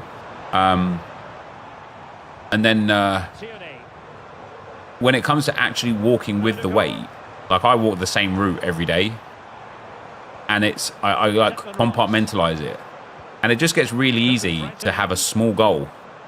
And once you've reached that small goal, you're like, oh, all I have to do now is get to here, and all I have to do now is get to here, and all I have to do now is get to here. And then before you know it, I'm like, oh damn, nice, I'm halfway around my journey. Like half of it's already done. And the way I like to think about things, like things that are like difficult and things that like people struggle to do, like exercise, fitness, eating and stuff. The way I like to like think of it is like, think to yourself right now, like genuinely you right now, think to yourself right now, how quick has the last 7 days of your life gone, right? If you think about the last 7 days, because they're in histories like that. And so I always think like when I'm going to do something hard, or when I'm going to do something I really don't want to do or whatever, I just think to myself like, once I've done it, it will feel like it was the quickest thing. And so when I'm walking, I'm just like, once I get through this, once I get to the end, it's done. And that's it. And that's just the way that I the way that I'm able to like mentally, I suppose, like break it down or whatever. Gettin, thanks for becoming a member, brother. Morsasuke, thanks for the prime, man. And Jordan, thanks for the super chat, bro. He says, hey, Nep, made the switch to a mainly Arsenal RTG. Arteta in, got Saka 90, Martinelli 91, Cambo Eva. Why am I excited about this game? Hey, listen, man. Best thing to do is playing a game you enjoy. We should all do it more, shouldn't we? We should all do it more. If you're enjoying this game, it's just the best thing and the best feeling, isn't it? Right, one more to go.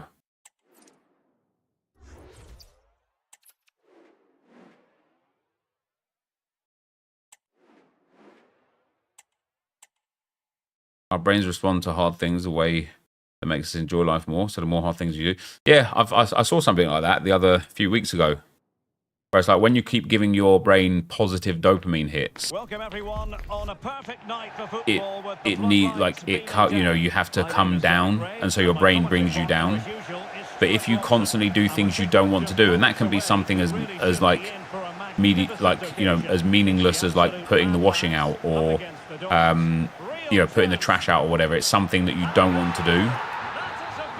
You like when you do something that you do want to do, your brain like releases like more positive endorphins and stuff, because you've kind of had that depressive state, and it tries to bring you back to level. Weird. I can't remember exactly what it was, but it was something along those lines. But yeah, the more hard things you do, or the more things you do that you don't want to do, the happier you are. Keith, thanks for the £2. Are you going to be live at 6 PM? I will not be live at 6 PM, no. Feeding it through. Oh, could finish. Can he finish? Still a chance. In it goes at the second time of asking. If everything was positive, then nothing would be positive. Yeah, absolutely. Absolutely. Leonard. That's the same thing about like pack weight on this game as well. People say, oh man, like we want better pack weight. But if everyone had good pack weight, then no one has good pack weight. Because you all have the same cards, don't you? And they could do damage. I've lost 4 stone since last summer. Nothing major to it. Just got back in the gym and started playing footy again. Yeah. Listen, one of the downsides to what I do for a living, I suppose, is I sit in this chair for far more hours than anyone should sit in a chair for on a day-to-day basis. And it's not like, you know, office jobs where you get your weekends off, you get your holidays and stuff like that. I'm in this chair every day, and that will that's damaging, isn't it? So the lack of just like living probably contributes quite a lot to like putting on a few extra pounds, I guess.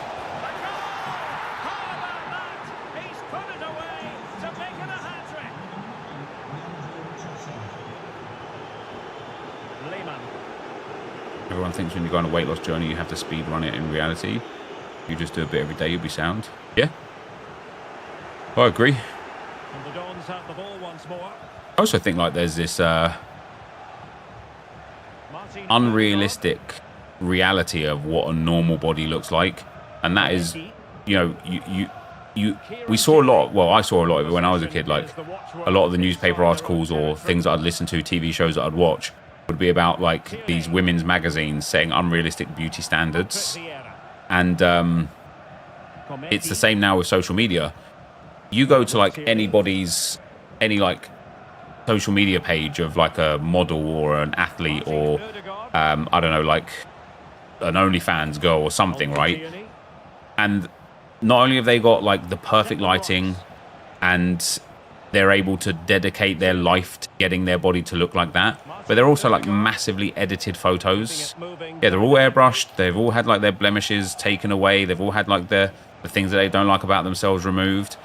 And then everybody looks at this person, whether it be male or female, and is just like, oh my days, like I've got to get to that level. And it's like, if you saw them in real life, they don't look like that. One of these guys that I see on TikTok, I really like him. Like he's kind of a no bullshit kind of like fitness nutritionist kind of guy, and I really like what he does. I think his name's James something. And this other guy posted on TikTok that he'd been working out for almost 5 days every week for the last like 20 years of his life, and he like showed what he looked like. And anyone that like knows what somebody that works out every day of their life looks like knew that guy was fucking strong, because his muscle density was insane. But he looked a little bit like, not chubby, but just a little podge. He looked a bit podgy, but you could see his muscle density was insane. And then so, yeah, James Smith, like the guy got a load of abuse. And so James Smith was like, guys, this is like, you know, this is why social media is fucked up for this sort of thing. And then he took his shirt off in the lighting that he was in and didn't flex or anything like that. And he just sits there with his top off. And it's like, again, like he looks decent, you know, he's got like a big chest and like big shoulders, and you know, he's got like a reasonably fat stomach.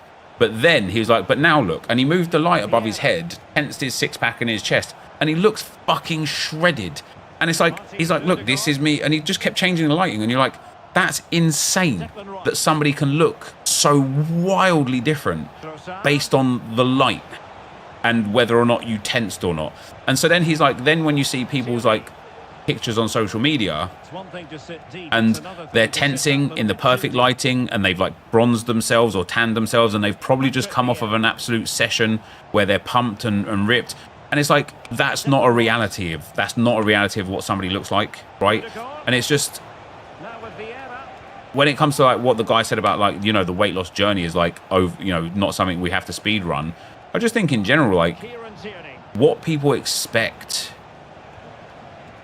out of other people, and the hypocrisy is definitely there for a lot of people that are like, oh, you're this, you're that, you're the other. And it's like, you're an avatar, you know, you're not even confident enough to put yourself out there. So it doesn't, you know, what difference does it make what I look like? But the reality is like, there are so few people in this world that are in impeccable physical condition that you can't even fathom it.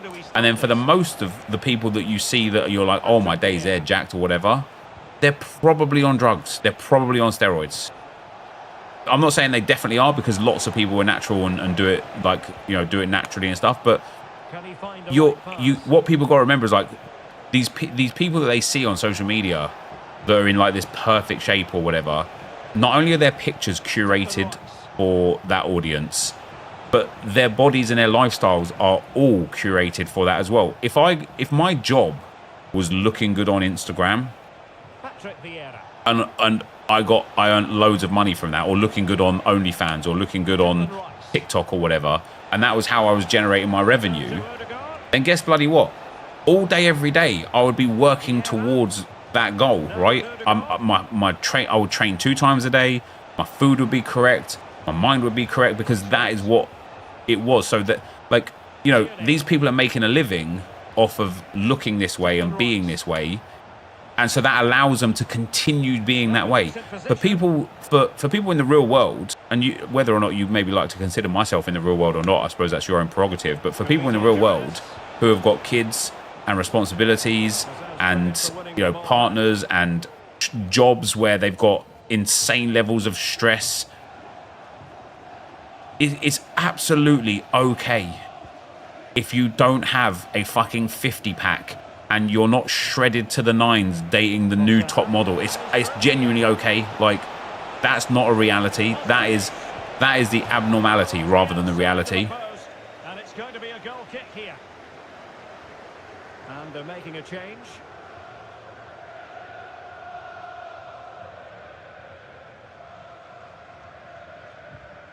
I was going to say that is their job. They don't have to make time to go to the gym, make meals healthy. Yeah, exactly. They're working whilst they're doing it. And listen, what a life to live, right? I would probably love that more than gaming, to be able to like document my my fitness journey. Now then, what's the referee going to do here? Is that a red card? I like it. Straight down the middle, lads. Well, you saw that he was trying with that free kick, but the goalkeeper had it covered all the way. And it's gone behind for the corner. Not liking this patch. 90 can't catch a 92, lol. You're not liking this patch because somebody slower can't catch somebody faster. Going short. Electing to cross into the centre. The roles matter for your subs? Yeah, The danger is still there. they sure do. Got plenty of power, but just too much height on it. Well, they are committed Do a to 30-day making body the transformation substitution series. If you want to facilitate the loss of earnings from all of my other income streams whilst I do that, Very effective then I'll do it. challenge put in.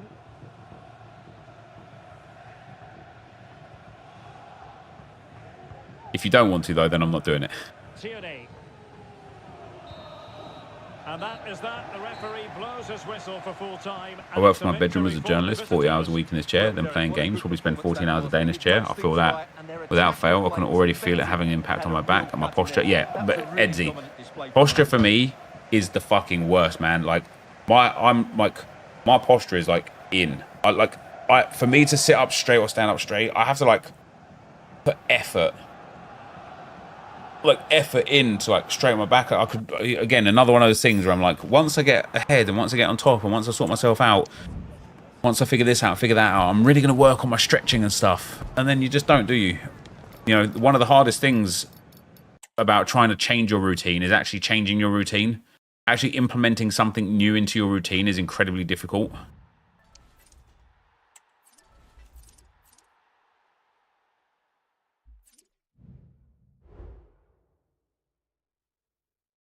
Oh, I shouldn't have done that. I thought I was getting towards him, but I need to play 4 then and score. Oh, he's nearly done, actually. Orange, nearly finished on him. Oh, I think I finished the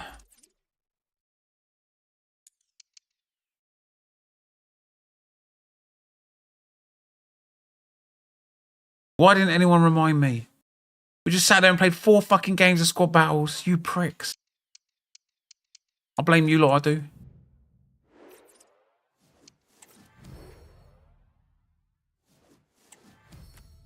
I blame you lot.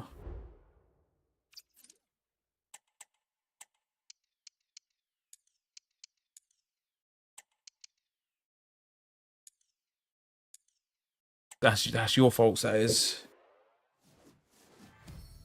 your faults. Right, guys. It is time for the So Rare Alliance. I will do those after I pick my boys up from school. I'll get my boys to play and score. I'll build a team of like 2 Scottish strikers.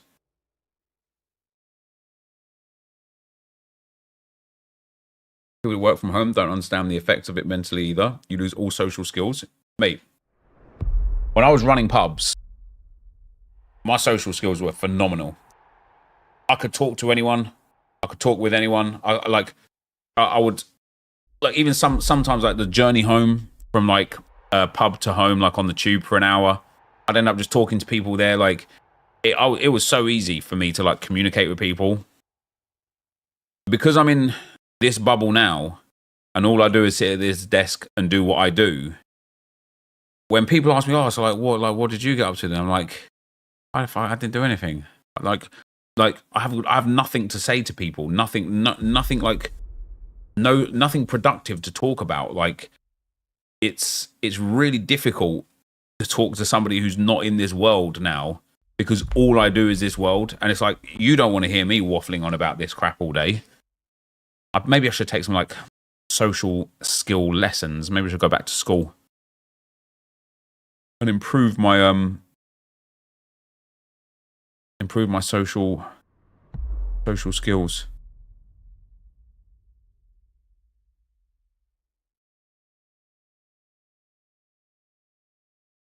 Go an antisocial social club.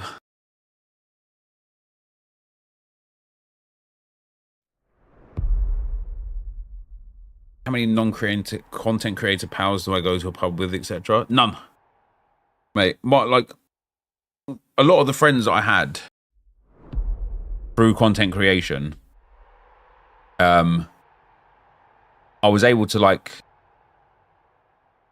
work hard on those relationships, like Skills, Bateson, Nick, some of the sidemen through the years,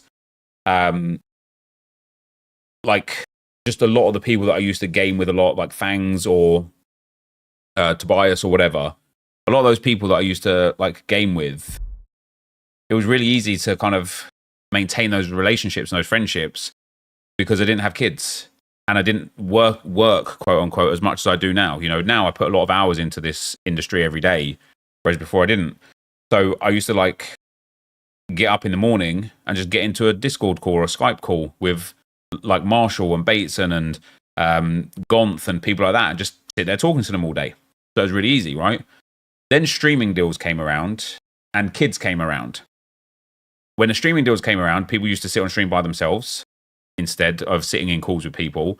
And then when kids came around, I just don't have time anymore to sit in a call and sit there for like 3-4 hours, 5 hours a day, like chatting to people like that. So the friends that I made, the really, really good friends that I made in this industry, we all kind of like dispersed because life happened. Do you know what I mean? Like people got married, people had children, people moved away, people stopped playing FIFA. Look at all the sidemen; they don't really do FIFA anymore. Fangs moved away from FIFA. Who else was there that's moved away from FIFA? Like even Tobias has like left the industry in terms of like content creation industry and stuff like that. So it's like all of the friends I had pre content creation days, I moved on and moved into content creation and they didn't. So I kind of moved away from that, when I was going to the pub every day, I would go to work. I'd go out on Friday nights and Saturday nights with like some of my staff or some of the friends that I had there. And then, like those people are kind of left behind as I fell into like content creation, built a new friends group. And then those people have dispersed, and so now it's like you hear it a lot from people that are reasonably big content creators and whatnot. But this is a lonely fucking job. It's a lonely job because you sit in your own room by yourself all day, or your own office by yourself all day, and you don't interact with people. So it's really hard to like create friendships and maintain friendships more than anything because you're just by yourself all the time. So yeah, it gets difficult, but it's sad. It's sad if you think about it, actually, isn't it? It's pretty fucking sad, to be fair.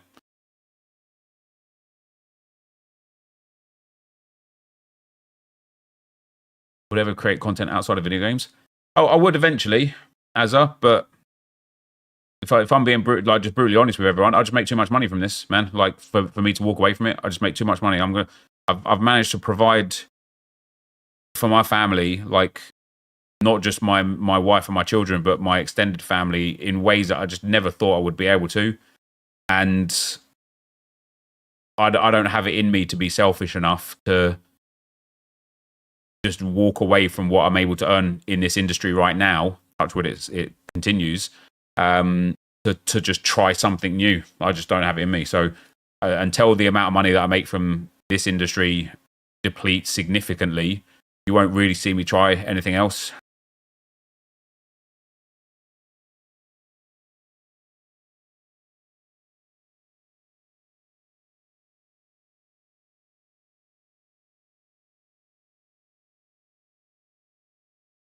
I'm in a similar position, being an entrepreneur is a lonely existence, but worth it if it helps get your family out of shit lifestyle and into good one. 100%. I agree with that. 100%. Is it only the money? No, not at all, man. Like I do love this game. Although Josh messaged me earlier about Team of the Year because I tweeted that I don't enjoy, like I'm not hyped for Team of the Year. So Josh said to me, leaks ruin Team of the Years, in my opinion. He said the more I've reflected on the journey through, the excitement came from not knowing. I said, yeah, you're not wrong. I said, but I think I've experienced Team of the Year over the 15. My experience with Team of the Year over the last 15 years accounts for my lack of kind of hype as well, I guess. I said, I'm about to go through the motions of opening everything and either getting nothing and being like, well, what a waste of fucking time that was, or getting something and being like, oh, that's so sick, let's play a game, and then being like, okay, well, now what? Now what do we do? And then the moment's passed. And he said, I would think it's fair to say you've had that opinion of the game all year. And I kind of have. Like a lot of FIFA is like there's nothing new in the game now. Right? There's nothing new in it. And there hasn't been anything new for a long time. And so it's really like it's demoralizing when you think about it, that it's like I like, because I've experienced Team of the Year for so many years, I just know what's gonna happen. I just know I already can preempt what will happen if I do pack a Team of the Year, if I don't pack a Team of the Year, like, and at that point it's like, damn. And it's the same with the game. That's why I like lean into the Evos so much, is because it is something new, and it is something that really like fits with my interpretation of how I want to play the game, of taking a player and building them up and keeping that same player over the course of a whole journey and seeing what we can do with it. I really like that, and so that's why I really like Evos. And obviously I just like love football as well, right? I just love football. Hence the So Rare, hence the other like kind of like Web3 games that I play football related, watching all the football, the Arsenal Evo RTG. Like, I just love football. So when it comes to like playing a game, yeah, maybe when a new Football Manager comes out in a few months, I'll play that a little bit, and if I connect with that, great. If I don't, I just love playing. I do love playing FIFA, man. I was thinking to myself actually this morning on the drive home from school, it might be time for me to like take another like reasonably extended break from streaming. And I know you guys don't want to hear that because you're all the ones in the stream now watching me. But I just don't like the way I am on stream at the moment. Like, I do bite too much to rage bait comments, and the fact that rage bait comments have become something a little bit more evident on social media as a whole, like people are going out of their way to just like rage bait and stuff. I'm like, I don't like who I am on stream, and especially when I'm playing games and I just get frustrated and triggered at the game. I'm like, nobody wants to watch that, man. That's not enjoyable. It's not engaging. And when that happened to me in FIFA 18, I took the year off because of streaming anyway, not of gameplay content, of like making content. I took the year off of streaming because I was a horrible person on stream and I needed to correct myself. And so I did. I took a year out, figured out ways to kind of deal better with the things that was frustrating me and triggering me in the game and from the comments. And they're few and far between, don't get me wrong. I'm not trying to like poke at the people that are in the stream. And then I came back and it was a much better time. I feel like I'm at that same point again now where I need to like reevaluate who I am on stream and how I behave on stream. because I don't like it. I don't like the way. I don't like the fact that I get so triggered at even just conceding a goal. I can even feel myself, guys, when a pass doesn't go my way, or when I do a skill move and I don't complete the skill move. I can feel myself going, and it's like, why am I getting like, why am I shaking my head and getting triggered at a fucking pass going astray? It's just it's just not who I want to be. It's just not who I want to be. And so the only way I know how to kind of like deal with it is by stepping back completely until I can kind of like figure it out, really. There I haven't raged. That's because I was winning, mate. You know, it's a lot easier. It's a lot easier when you win, isn't it? And because of like, I suppose like one of the things that's like not been helpful for it recently is this whole like notion of video games going hyper competitive now. You know, before it would be easy to just win all the time because there was the matchmaking was loose and poor. Whereas now it's like if you're in a division where you're at your level, it's like fuck me, man. It's every game is just so sweaty, and it just gets at you, doesn't it? It just plays at you. So anyway.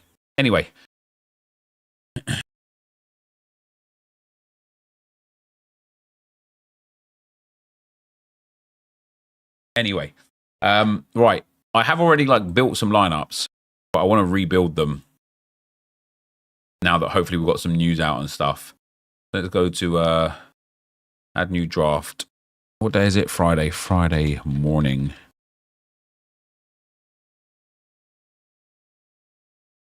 %, everything is so focused on winning now. I think Skills was touching on that last night. Oh, is that right? Is that on his road to glory? Thoughts on Haaland's 9.5-year contract? Do you know what that says to me? City aren't facing any charges. Aren't going to have any like any retribution for their charges.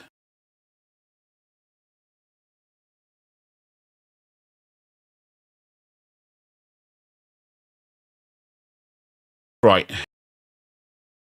In goal, David Raya definitely, and big Gabs as well. Midfield options. I don't want to go De Bruyne. Now that he's back starting in the team again.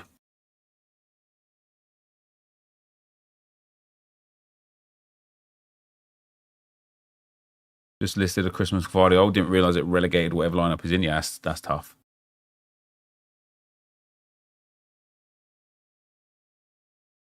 Pep said KDB had some issues during the game.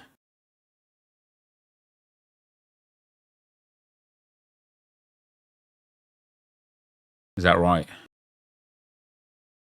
Why is he like expected to start 100% from the Foden maybe? Yeah, Foden's a good option as well. Against Ipswich, you'd like to think Foden could be an absolute bagsman as well.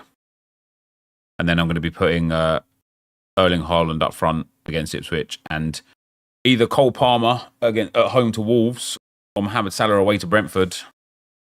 I think both are good options.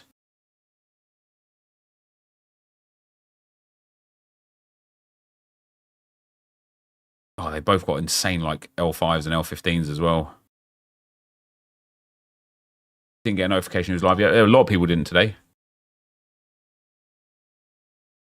Would perhaps. I only have the players I have. I can't use players that I don't have. Andrew, thanks for the £2. Finally made champs after helpful patch first time. Nice. GG's, mate. Well done. Neons are selling for a premium. I think I'm going to go for Cole Palmer in this one.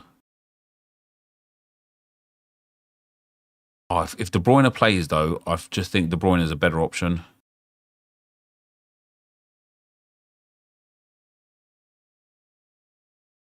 Go Foden, though. And then lineup number 2.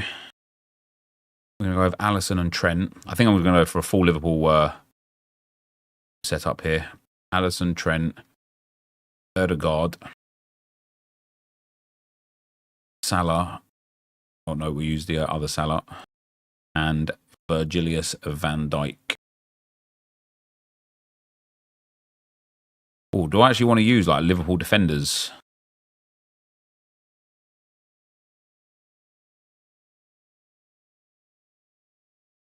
Against Brentford at home.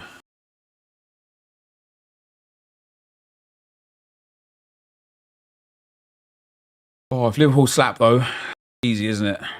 And it's unlikely that they'll get slapped. And if they do get slapped, that's great for Arsenal. So let me put that team in.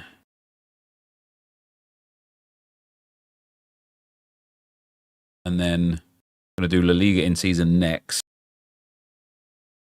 We has Courtois, Starfelt, Jude, Yamal, and Mbappe. So one of the things that I did before, guys, was buy Harry Kane. But I didn't buy anyone else in season from the Bundesliga. And I feel a bit stupid now because I'm sitting here with like an in-season Harry Kane and not a lot else. Did I read? I did, Andrew. Yeah, I did indeed, mate. Well done on qualifying for champs, brother. Jatax, thanks for the 15 months, man. I want there to be a real and proper progression when making teams on FIFA. The most annoying thing about it is that everyone has the same team, same style of play. All I saw from the past week or two from Div Rivals was Van Dijk at the back, Zé Roberto, and 45 icons. Yeah, it's true. It's true.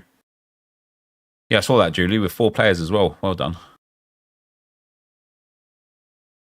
Well done. Gakpo. Yeah, I will put Gakpo into a lineup. So I think I'll go William Saliba. Maybe Bruno. Oh, man, Bruno's so hit and miss, isn't he? At home to Brighton, he's either going to drop like 35 or like 85.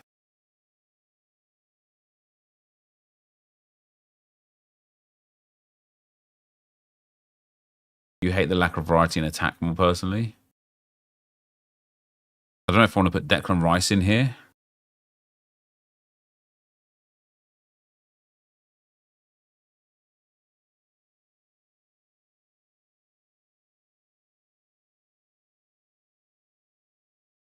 Then for the extra, could go Gakpo.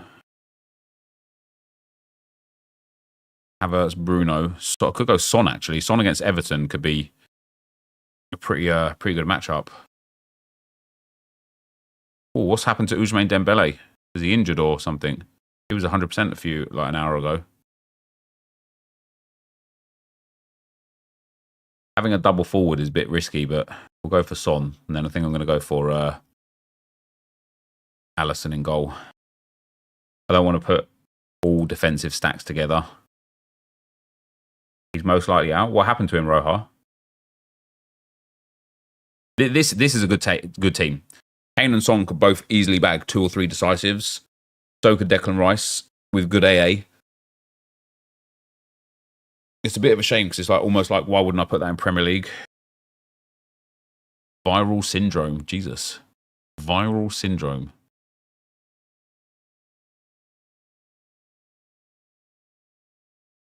I'm going to captain Harry Kane, I think. And then we'll go for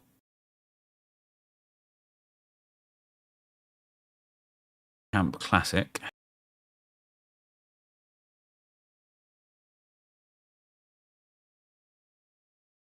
We'll do the Premier League stuff first. Premier League in season. David Raya.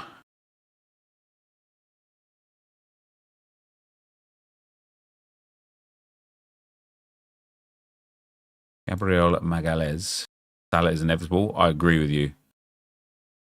So do I risk a Kevin De Bruyne? Odegaard in here for sure anyway.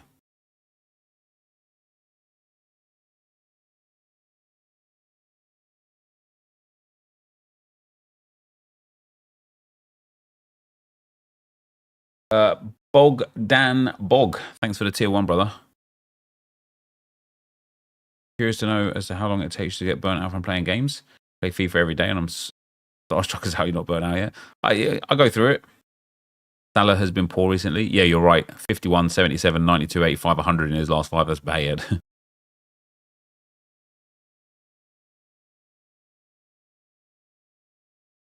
I already feel like the fact that I'm putting Salah potentially in a lineup like this feels stupid. Maybe I'll put Salah in champ in season instead of Heung-min Son and put like Mamadashvili in goal or something.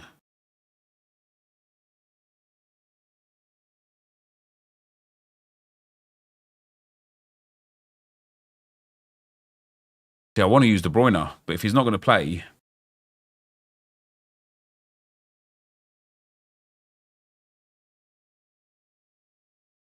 then I don't want to use him.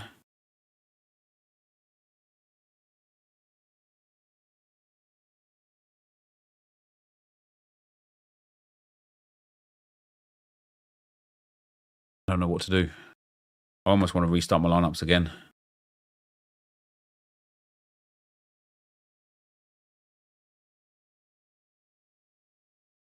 The fact that I have a classic Salah available.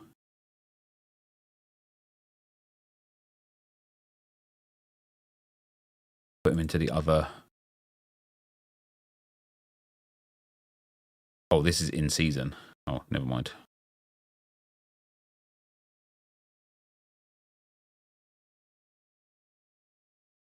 Is gold VVD worth buying? Potentially. So I've got Gahey or Burn.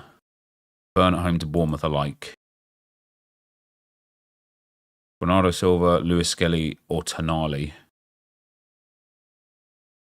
See, now with this, I can't even use Salah in here because I've got a classic goalkeeper. Hold on, I have to restart this again.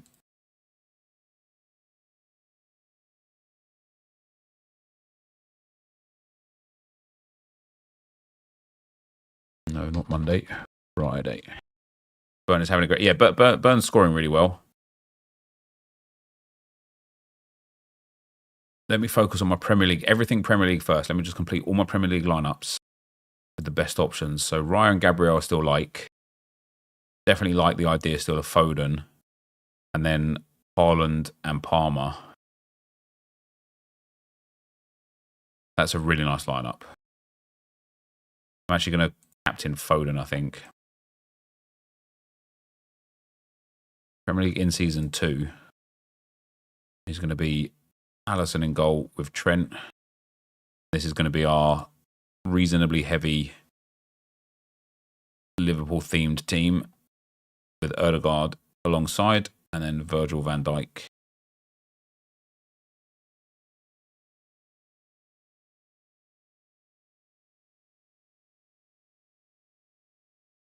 See him. There he is. We're going to captain him. Palmer is a doubt this week. Why is Palmer a doubt? Palmer unlikely to play?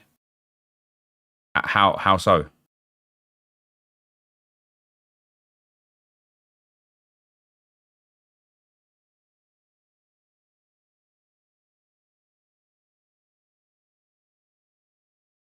Good. There's no injury news on him. He hasn't trained today. Does that mean he's unlikely to play, though, or does that mean he just didn't train today? Maresca told on a press conference. Maresca just said not long ago.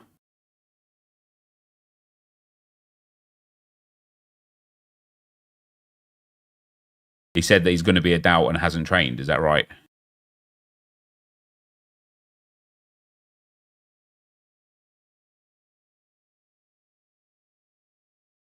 That is a doubt for Monday. Okie dokie. What I'll do then is I'll put Mohamed Salah's. Really still have a chance. Maresca said he's a doubt. Him, Enzo, Lavia, and Cole Will all doubts. I'm going to put Cody Gakpo in this lineup then. And captain Odegaard instead. And I'm going to put Mohamed Salah in this lineup. There. That's still good. Maresca on winning without Palmer. We rely on Cole because he's a big player. We prefer to play with Cole. But in In case he has an injury or problem, then we find a solution. Fair enough. Good to know. Good to know. All right, then Premier League Team 3. This is like, even though it's in Division 2, this is like my also Rans kind of team at the moment. So I'm going to put Ramsdale in season in. I'm going to put William Saliba in. Bruno Fernandes. Oh, damn, I've got Declan Rice as well. Jesus Christ. Damn. Bruno Fernandes. This is more about like, kind of, I don't know. It's hard to explain. Maybe not. Maybe I'll put David Raya in here. No, I'm going to put Mohamed Salah in the champion season. In fact, I'm going to do champion season right now. 10 coin packs are in the store, are they? So I want here. Hold on, let me do La Liga in season because that's a simple 5. Courtois, Starfelt, Jude, Yamal, and Mbappe. And I'm going to captain Jude there. Bosh, job done, right? Happy days. Then we'll go to champion season. And we're going to have Kane and Salah. And then Rice here. And then either Saliba, Burn. Damn Burn. Do I dare put Dan Burn in champion in season? No one messaging. People are messaging, mate. You're messaging. What are my expectations from the pack weight from this promo? I hope it'll be better than last year, mate, to be honest. I know I've done 2 36-hour fasts with 36 hours between. First one went okay. The second one, my belly was rumbling like a good one. Any tips? What do I drink during mine? Just water, Stanners, just water. My tip would be just take your mind off of it. For whatever you can do, if you've got like a game on your phone that you play or go for a walk, just take your mind off of it.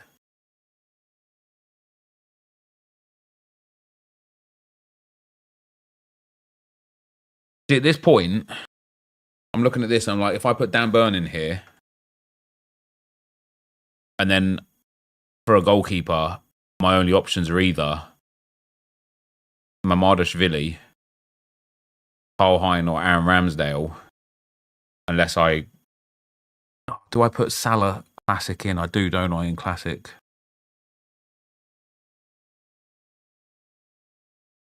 Mamadashvili has not got a great matchup.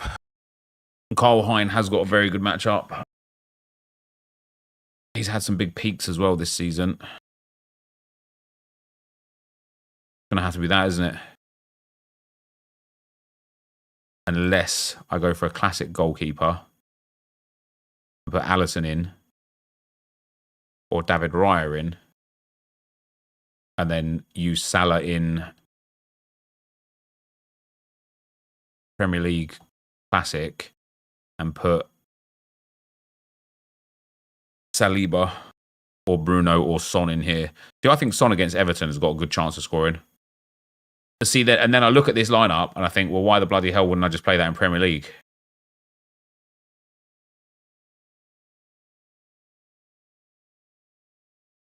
You've got 80,000 fee points to open tonight. Let's go, dude.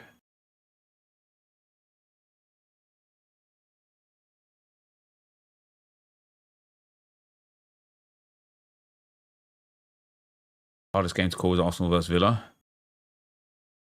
I think I'm going to keep this team like this. Kane and Son up top. Why not?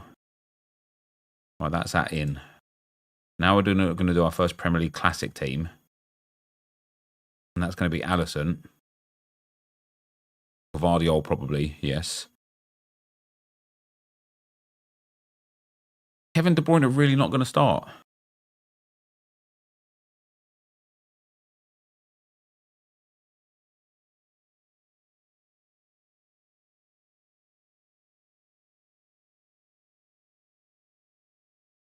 KDB should start. A few people in the chat earlier said that KDB is a risk or a doubt. Pep said something about him. Pep said something about he didn't He had some problems or something.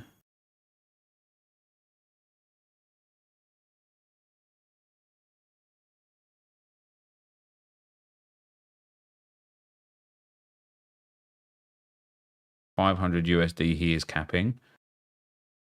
Wait, why can't people have...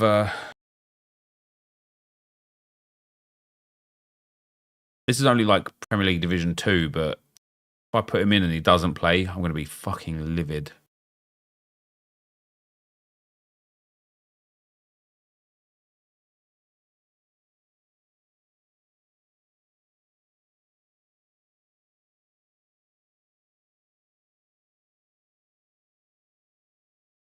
You God, mate! The KDB getting all these injury problems now is starting to wind me up. And then Heung-min Son. That's still a good 5. A really good 5, to be fair. I really need to get some of these classic lineups into Division 1. Right, then we'll do Premier League in season, the final one. We're going to go for Alisson, Saliba, Bruno Fernandes. Well, I've either got Cole Palmer, Martinelli, or Trossard. If Cole Palmer is not going to play, that's going to be really annoying.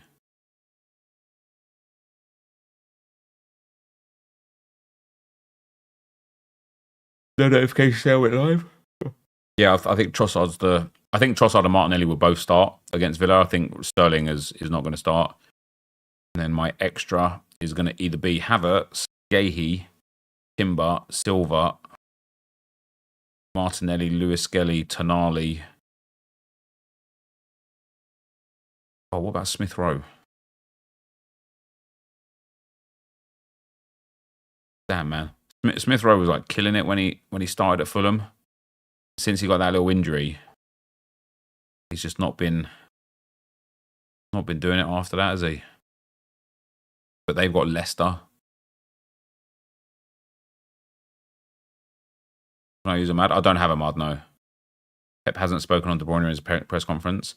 So the chat's saying that he said that he's got some players have problems and De Bruyne is apparently one of those. Wait, is Palmer out? Apparently, yeah.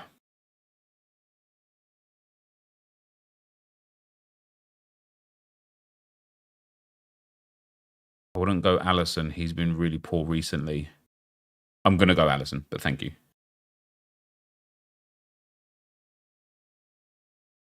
Late fitness test for Calafiori. Yeah, I think Lewis Skelly will play anyway.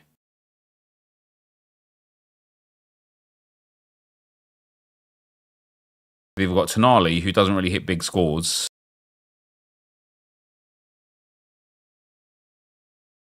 Bernardo Silva, Urian Timber, or Gahey, who's away to West Ham. Palmer's not out yet, just a doubt. Do I play FPL? I don't know. The Sorare is so much better than FPL. Damn, I don't know who to put in here. It's only the Division 2. Do I go with Gahey? Gahey's scores are quite nice. Do I go Bernardo Silva against Ipswich? Yeah, I do, don't I? Makes the most sense. And I'm even going to captain Bernardo Silva. Such a mess of a squad anyway. Right, then we've got Premier League Division 3 here. We've got Fabianski, Ramsdale, or Ramsdale. We're going to take Ramsdale. No, actually, Flappy Hansky at home to Palace. Be all right. Pop Gabriel Magalhaes in there. Maybe I'll put like De Bruyne in one of these lineups. So it's only Premier League Division 3 anyway, so if he absolutely pops off, happy days. And if he doesn't play, who gives a shit? It's a dead lineup anyway.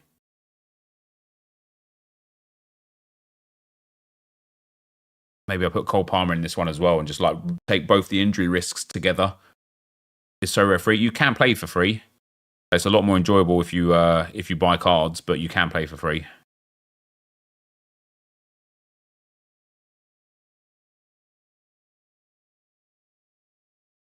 Chelsea's game isn't until Monday as well. That's a lot of recovery time, isn't it, for Palmer, for whatever he's got. Yeah, I'm going to do that. I'm going to risk... This lineup is going to be a massive risk. Fabianski anyway is big risk. Gabriel Magalhaes, De Bruyne, Palmer.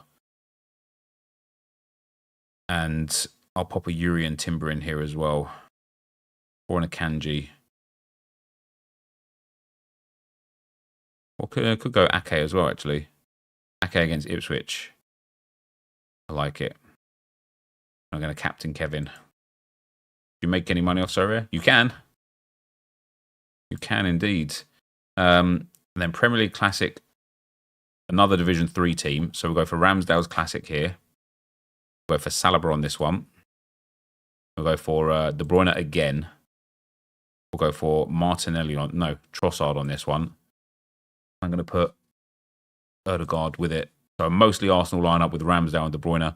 And once again, it was wrong to put Ødegaard in there. I'm going to captain Ødegaard. How does Matt Sells perform? So yeah, really, really good for Sells. Max, thanks for the 500 bits, brother. Much appreciated, man. Just want to say thank you, Nep. Keep watching you as my mental health. You're such a cool guy. I hope you keep on streaming. Keep it the good work. Thanks, man. Me getting angry at the game is helpful for your mental health. Is quite interesting, though, isn't it? Glad to be of an assistance, though, Max. So thanks for being here, bro. I think I've got another La Liga in-season team. We're going to go with Carl Hein. Oh, what's up with Mingiza? Oh, before I do that, actually, let me do that special. In-season specialist rare. Because Ronald Araujo is the man here.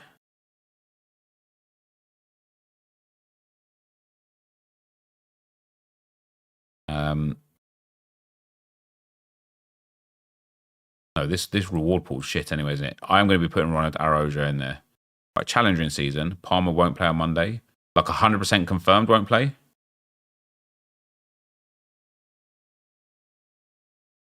Israel. Araujo.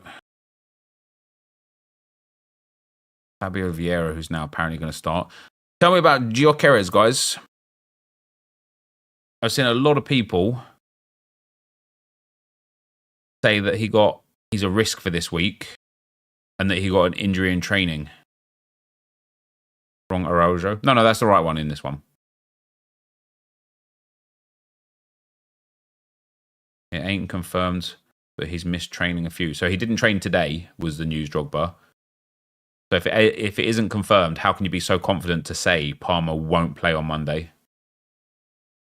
We have City soon. Why risk v Wolves? Because Palmer's not in the European squad. Gyökeres is a doubt. But why, Hessen? I couldn't find any news. The person that said that in my Discord that said that he's got an injury, I was like, damn, that's savage. Let me search for it. Couldn't find any news whatsoever.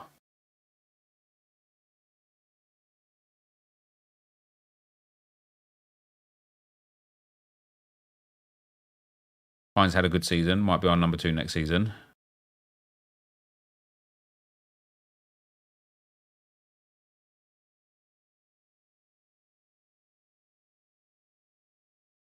Go on records. And so they said that he's a doubt, did they? So we'll go for Osimhen then. And then probably Kochu. Or Hansko. Oof.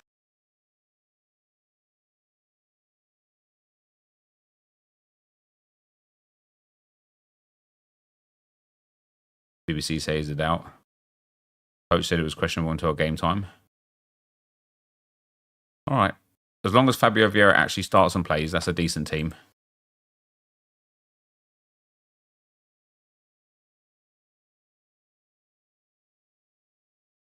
And then Challenger Classic. We got Diogo Costa. I'm going to have Bilo in one of those tournaments. We've got Diogo Costa. Damn, I was hoping Sabe would start. Got a really good matchup against Beerschot. I don't have very good defenders here. Trauner's the best option, but even he's been really, really poor for scores recently.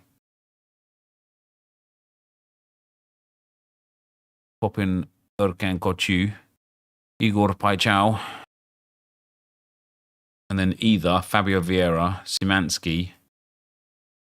Although that's a prime rotation game if ever I've seen one for Szymanski.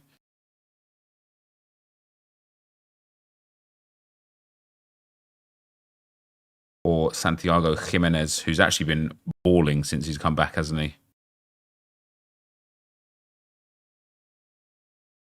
Put Jimenez in there as well. That's a good lineup. I'm going to captain Paichao. I like him.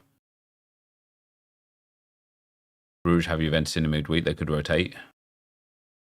Chelsea have inquired about Garnacho. Jesus Christ. That's actually quite funny. I've got nearly a full final stack. Should probably play the full final stack, but Diogo Costa's good in there. Then I've got contender in season. I think I have one lineup here. No, I don't. I don't have the players for it. Then I've got La Liga Classic. Yeah, I've got Lewandowski that I don't know what to do with. I've still got two in-season goalkeepers. So let me do another champion season team.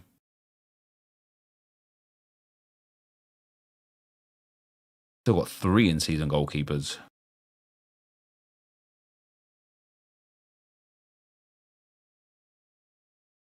Ramsdale can go in that special as well.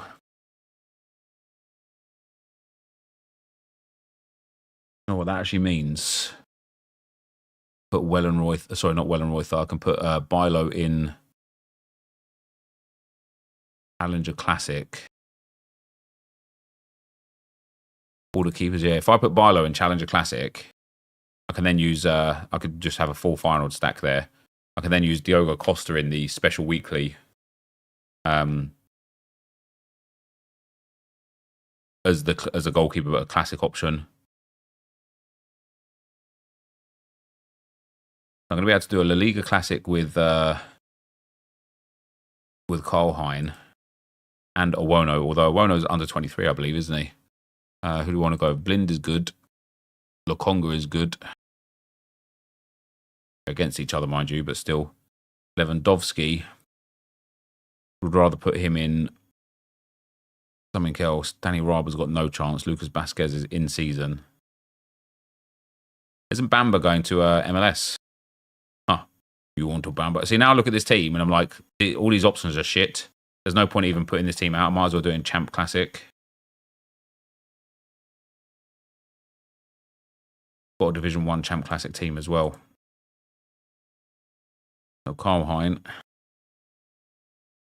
Ashraf Hakimi. Granit Xhaka. Robert Lewandowski. Nice. This is a much better team. Look at that. And then Grimaldo. Oh, that's beautiful, isn't it?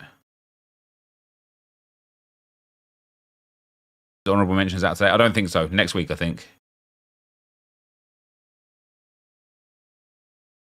Let's do La Liga in season. I think I could do one more in season La Liga. Put Mamardashvili in. Put Lind in. Oscar Valentin can start as well. Lucas Vasquez can go.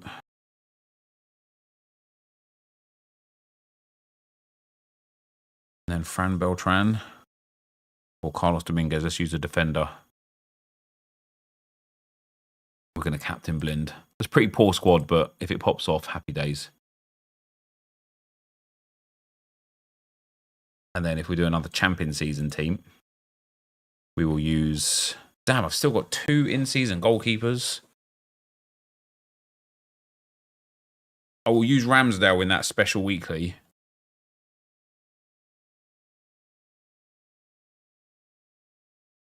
Did I use Dan Burn at all yet? I did. All right, Gahey can go in there. Sandro Tonali can go in there.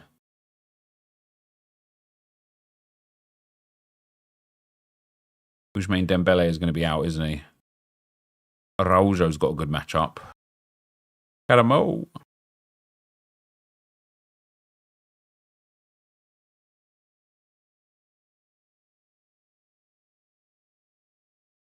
Do I want to go Martinelli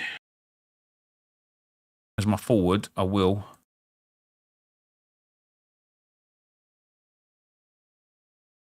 Either Nabel, Timber, Soleil, Angie, Trossard. We are at the dregs, to be fair, so it's good. It's good that we're not like in some kind of like madness of a setup. Nabel's decent, but he's been injured twice in the last 4 games.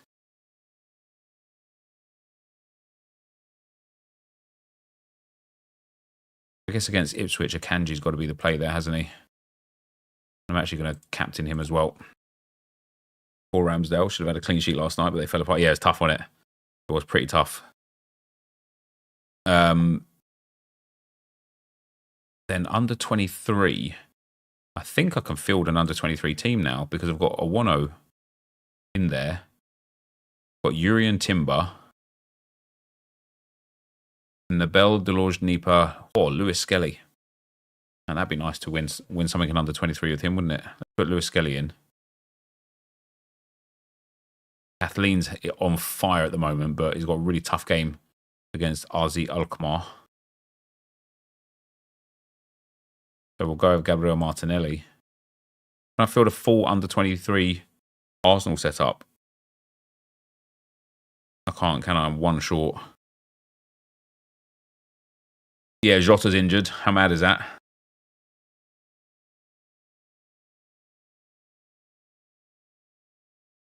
I might do this Nabel. If he's 100% to start, maybe people know. Although Kitolano has got a great matchup against Vulvijk.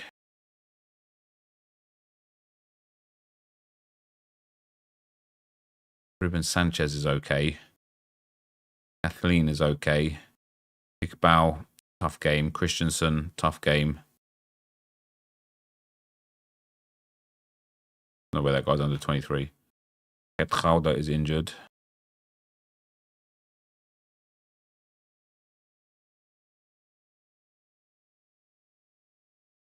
I don't know who to use. Delorge Nipa's got a decent game, but he's been out for 2 games in a row. Just use Nabel. I'm going to captain Lewis Skelly because I love him. What's up, Alan? Pal, how you doing, man? Right, so if I now look at this special rare lineup, I've still got 3 goalkeepers, 2 in seasons, and Diogo Costa. So Diogo Costa will go into All-Star. So Ramsdale goes in here. No, Vargas goes in here. And then Araujo goes in here.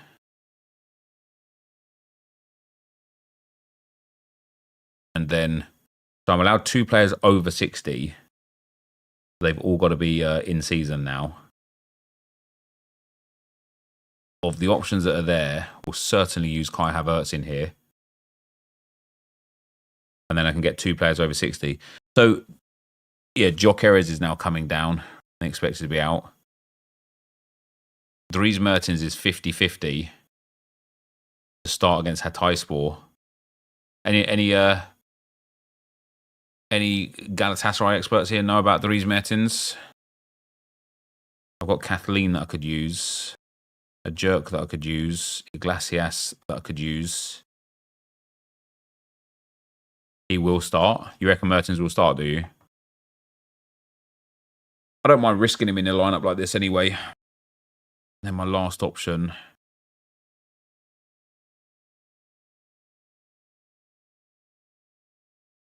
I'm not going to be able to field another lineup anyway, am I?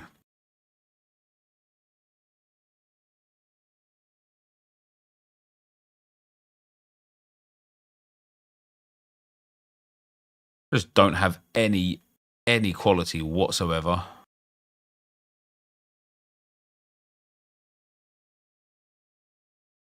In terms of like the high ceiling players, Vinny J is suspended. Saka's injured. Wanizek's not in season. Oh, I don't need Wanizek to be in season because Camilo Vargas is in season. Beautiful.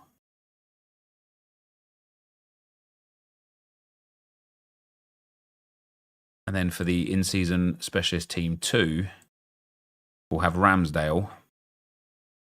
So he's the under 45.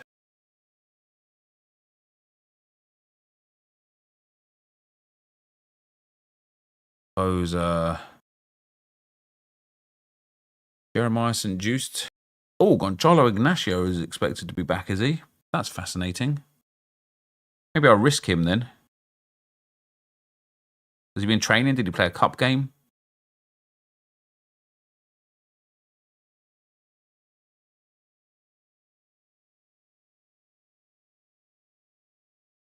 Maresca said Palmer might not train next 2 days for Saturday and Sunday. Got Niederlechner, but he's been injured last 2 games. 29 minutes and 57 minutes. Not going to be playing him. Gonna have to go Kathleen in here, aren't I? This is a risky one anyway. With Ramsdale, with Ignacio, this is a risky one. Also risk to put Szymanski in, but we'll do it. We know he's got those top point potentials. And then I need another in-season, just the best option. Jesus Murillo. Not interested. Dejli. Oh, he's actually got a good matchup. Let's pick him. Let's pick him. Why not? That is a shit of a team, that is, isn't it? That is a proper shit team. Sorry for swearing. And then we've got an all-star rare lineup with our final goalkeeper in rare level, which is Diogo Costa. I need a big team here. Sole is a really nice option against Como, but both his 66s come off the back of clean sheets. So his AA has not actually been that good. 15 AA there and 20 AA there. Maybe I'll back the Arsenal boys. Let's go Yuri and Timber. Or do I go for like Goriaran?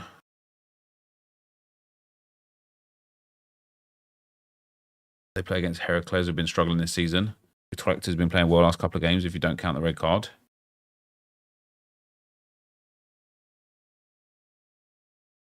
Got some decent midfield options here. If Fabio Vieira is going to start, I'd want to pick him. Great matchup.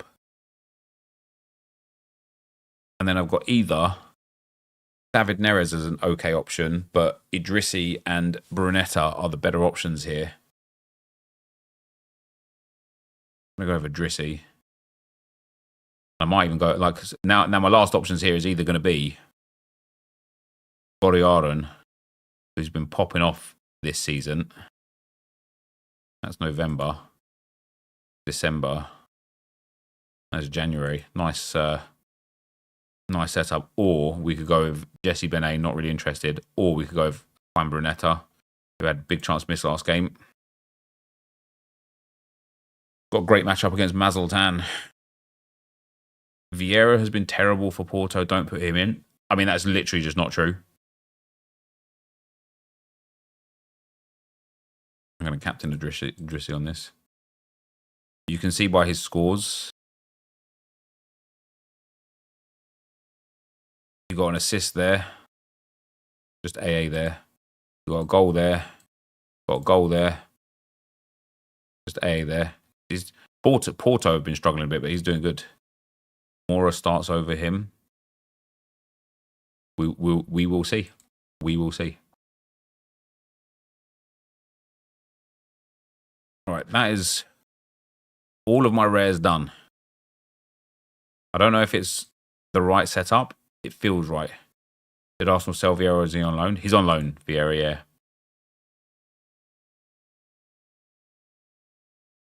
Import these lineups.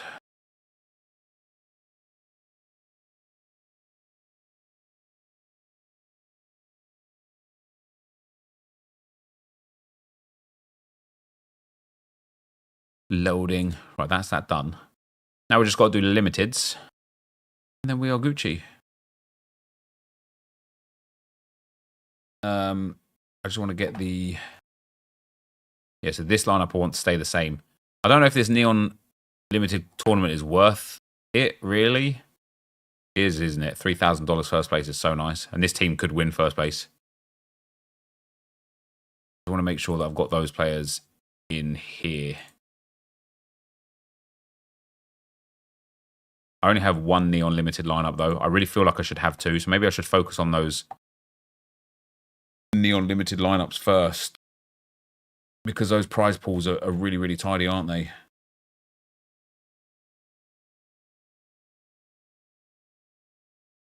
Would I ever go back to Super Res? Maybe, maybe. I've got Costa, Loic Bardet.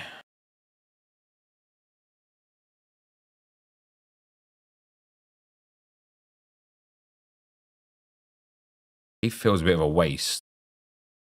Fabio Vieira. Oh, even Fabio Vieira feels a bit of a waste. Let me build it on here first. I still got all the other limited cards in here. No. I just want to see if I've got like other options. Upamecano, Flamingo, Bartra. Don't. Gruel is fine because he's the 45 or lower. Costa and Rafinha are fine. They're the 60 or over. Fabio Vieira could be no one. Yeah, see, I don't really have enough for another lineup here. I actually don't think I have a goalkeeper. That's the problem. Yeah, I don't. Just this guy. And there's no point in me playing with him. Only one lineup feels stupid, but... it'll be what it'll be. Put in here, though. Bardet, Fabio Vieira.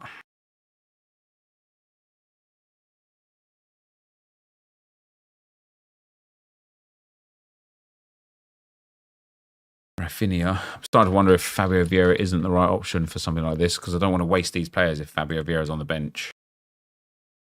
And then Gruel. How am I finding the patch? It's interesting, yeah. I'm gonna commit to my gut on that one. Right. Premier League in season limited. We'll take David Raya. We'll take Gabriel Magalhães. We'll take Bruno Guimaraes. Matheus Cunha against Chelsea. Going to take Heung-min Son in here. And then we're going to go with like Ødegaard or Rice, whoever's first. Rice, Bosch. I'm going to captain Bruno G. That's quite a nice team. I need to get these in-season limited teams right back up to Division 1. They've all lost. New versus Chelsea is good. Oh, does he always score against you, does he? Right, we get David Raya in again. Get William Saliba in this one. Martin Ødegaard in this one. So we'll go with Cunha here anyway because we don't really have an option.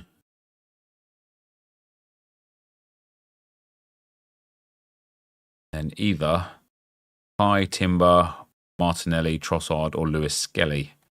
We're going to go with Trossard. That's right. Two nice lineups there for me. Tough game, Arsenal and Villa. It's walkover for Arsenal, that is. Premier League Classic. We're going to go with David Raya.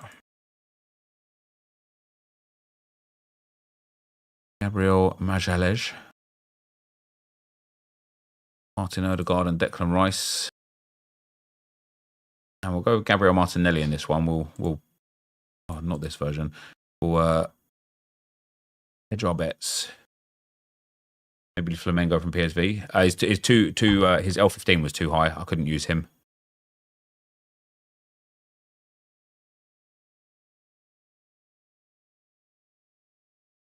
That's a nice lineup.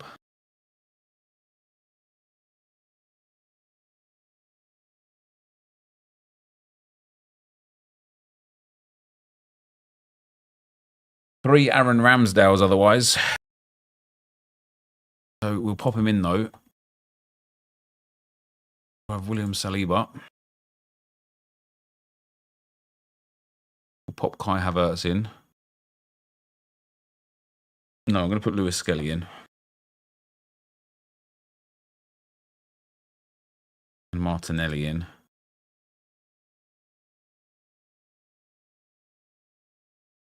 And Gabriel Magalhães in. For a team. Love that. Are we ready for the servers to crash? Yeah, it's going to happen, isn't it? Server crash is going to come thick and fast, guys.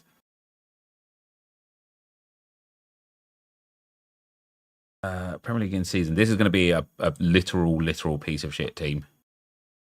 Ramsdale. Timber, probably. Smith Rowe probably is going to be the midfielder. Oh, no, I've got Kai Havertz. Oh, this is actually not as bad as I thought.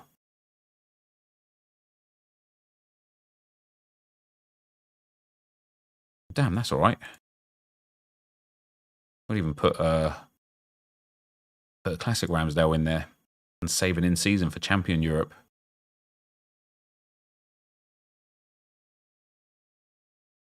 How do you defend in the new patch? You have to manually defend now. Bothering a lot of people because they've let the AI defend for too long, haven't they? And a Premier League Classic final team with Rambo. Oh, I suppose it doesn't matter, actually, does it? I'm doing it like that because it's the same crap, different way around, isn't it? Effectively the exact same team.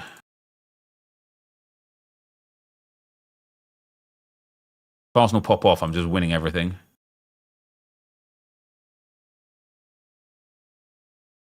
The hell with AI defending. I agree. I'm a manual defender, so this is good for me. But right, La Liga in season. We've got Thibaut Courtois.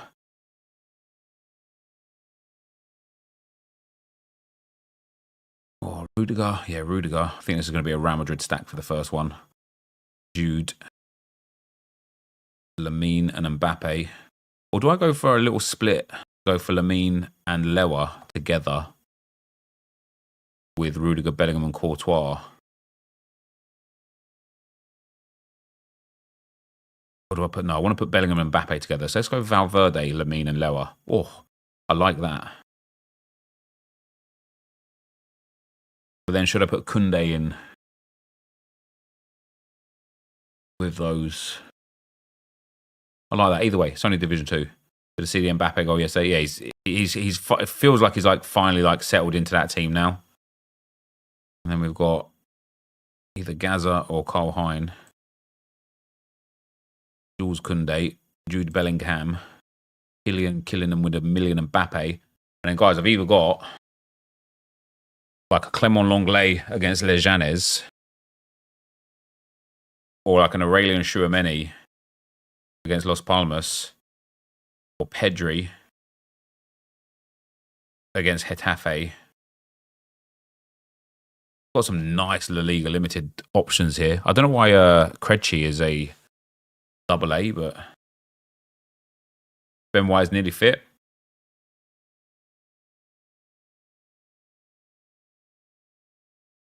Brian Hill.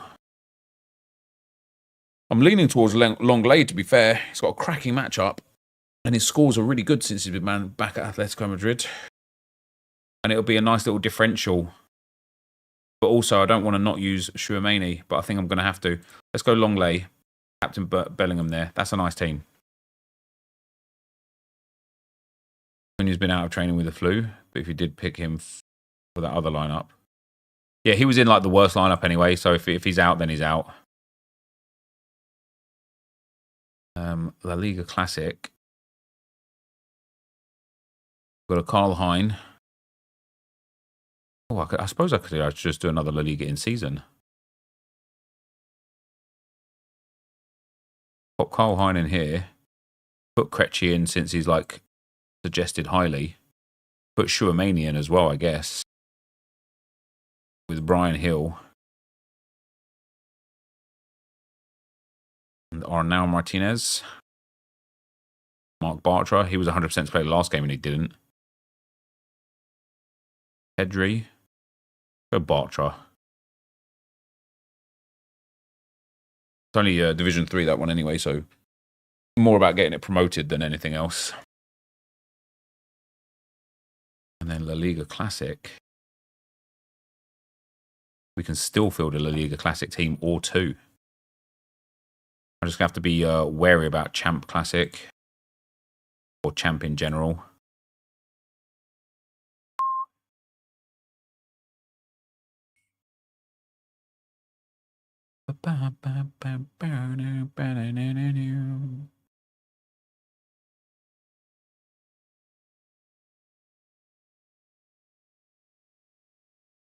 The new patch should be helpful for the Crappers. Yeah, I've got a fair few wins on the Crappers since the new patch came out, mate. Bundesliga in season. Swallow. Always Rono back, is he, guys? Or Union Berlin. Doesn't matter anyway. Goulash is going to be my first choice. And then Grimaldo or Upamecano. Ronaldo. Now, Elise didn't start the last game, which implies he will start this game. So we'll pop in Elise, Kane, and then Kimmich. How do you think we're getting Zidane? I'm not sure, mate. I'm not sure. I'm sure some of the leakers have probably got it down a bit easier for you, if we're being honest. Right, then this is a Division 5 team. I'm going to go for Rono. Feels so dumb, though. Let me do Champ. Let me do Champ. I can't put him in there. Champion season.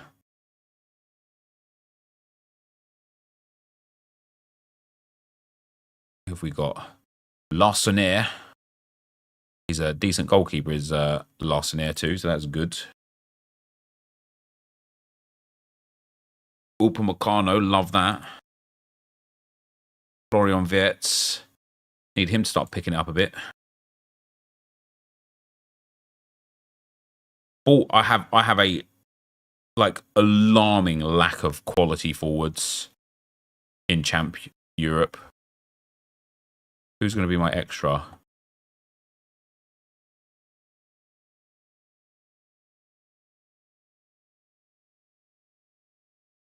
In terms of in season, don't have good options.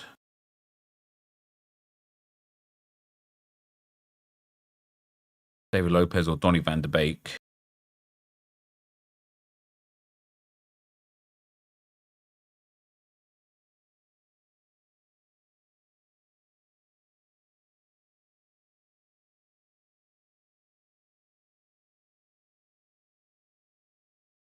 This lineup's too good for me to waste it with like some shitter up front.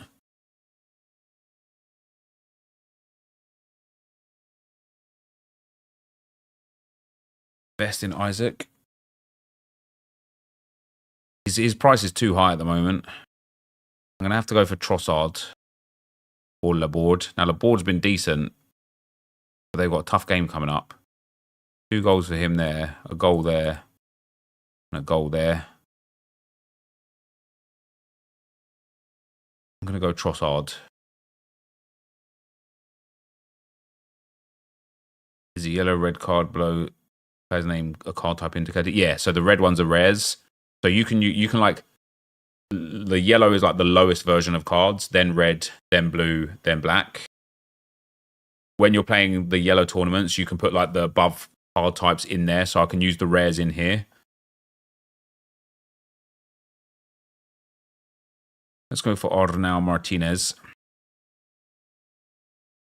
Listen, it's a weird one, but maybe it works. Maybe it works. We go to Challenger in season, because I've got some good lineups here as well now.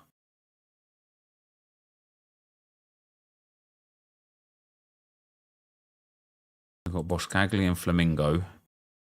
We've got Vieira and Van Hoot. Van Hoot's got a good matchup. Who was the goalkeeper that I had? Oh, Diogo Costa. That's who I've used somewhere else. That's all right. I'll use a different goalkeeper. I don't mind it. Kekira's got a good matchup. Schlawick has also got a decent matchup. Toby Lace and Fabian de Kaiser's got a good matchup. We're going to use Ergan Kachir. I'm going to captain Boscagli. We're going to win everything. What you recommend, Super Rare Managers team or an average Challenger team? Oh, a Super Rare Rangers team or an average Challengers team? Oh, God knows, mate. God knows.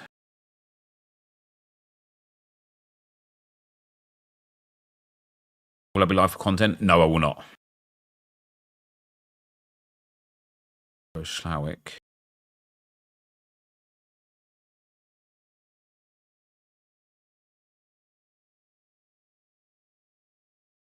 Don't even like this team already. I guess I'm going to use those in like the All-Star or something. Right, Contender. I don't think I have Contender players, to be fair. Best way to start on So Rare. Just go and play the free stuff, mate, to learn how it plays, to learn how it goes. I think that's your best bet, honestly.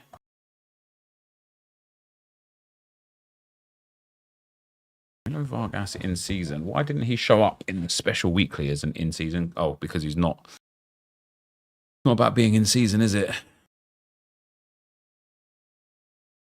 I don't have in seasons in contender either.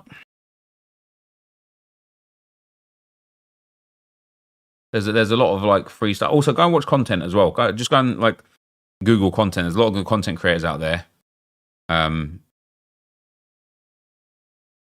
For So Rare that will really help.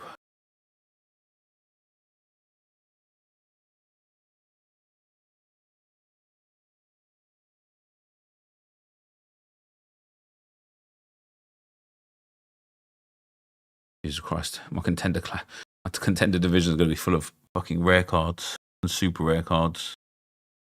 That's hilarious. Better bloody win something. All right, let me go to in-season specialist limited. Milo Vargas goes in here. So this is where I need the like L15 under 45s and stuff, right?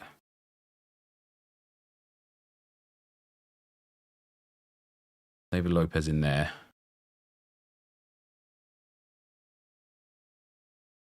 Got Van Hoot in there.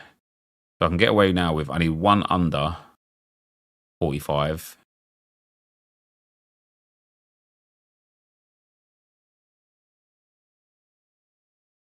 Or should I say 45 or under?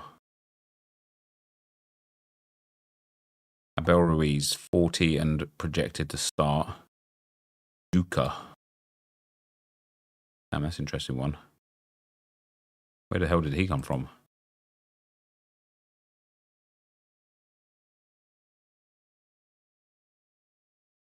Pop Abel Ruiz in there. Two max from same team as well. Yeah, that's the Girona stuff done there. And then I need like, or I don't need, but I can get away with like a massive player. So if we put in like Thorman here.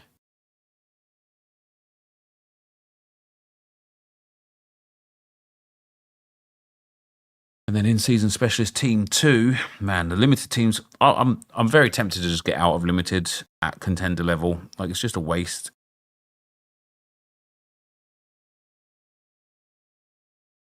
We'll put the Kaiser in. Oh no, wait, hold on. Have I got? Did I use Rono? I might use Rono in here. He's 45 and in-season. That helps a lot.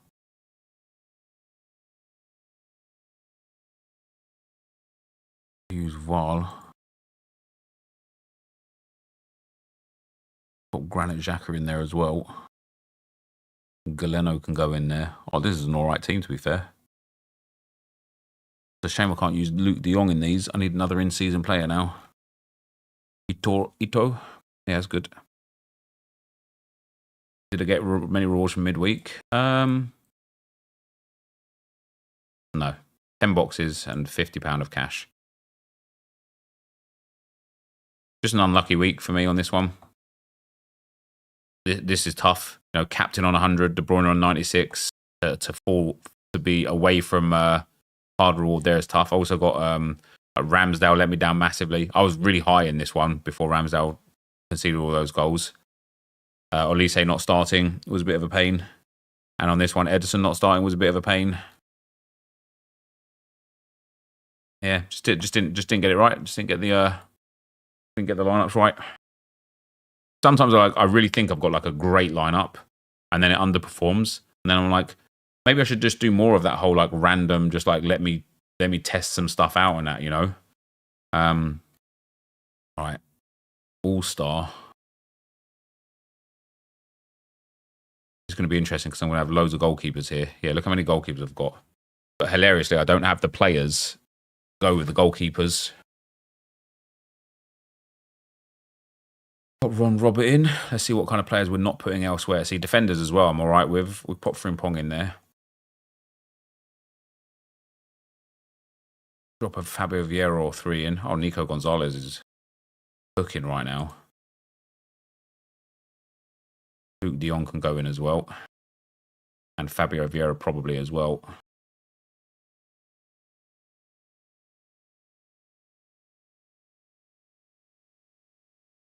Football's so unpredictable. Yeah, it really is. But it's also super predictable, isn't it? It's weird. Star Limited Team 2.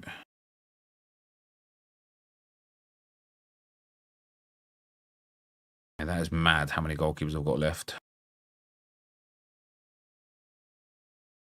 When will Team of the Year mentions be? Apparently next Friday, mate.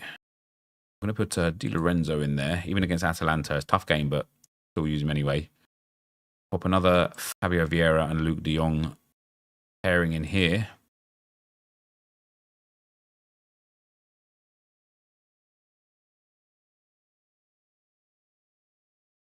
Pew, pew, pew, pew. Mr. Jan Stoikers can go in as well. Hyphen Foot, thanks for the 5 months, man. Hey, mate, are you streaming tonight? Any Arsenal content you watch / listen to? So I watch Charles Watts and I watch the Guna Talk most mornings as well with Tom. Otherwise, I don't really watch much Arsenal content. I more follow it on X. Am I streaming tonight? Probably not, no. Maybe, we'll see. But probably not. Liga Classic, I had a goalkeeper left. Got Carl Hein. I'm just going to literally put in leftovers here. Araujo.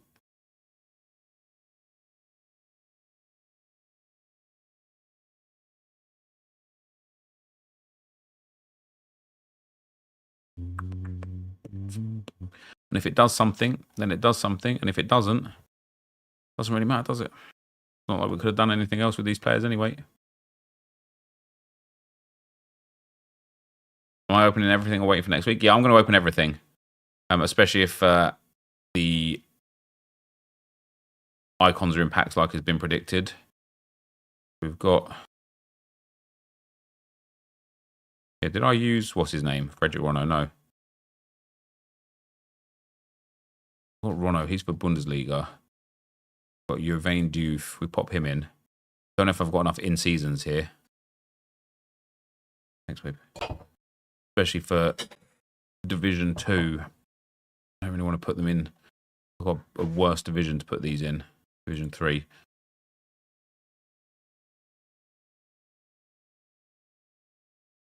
Urvain Diouf. Maybe I'd be better off doing a classic, actually.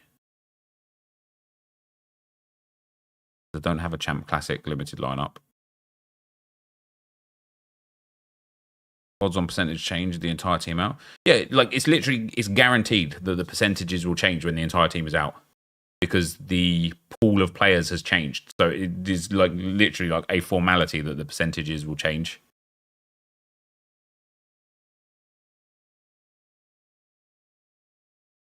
Good old Dennis Appiah.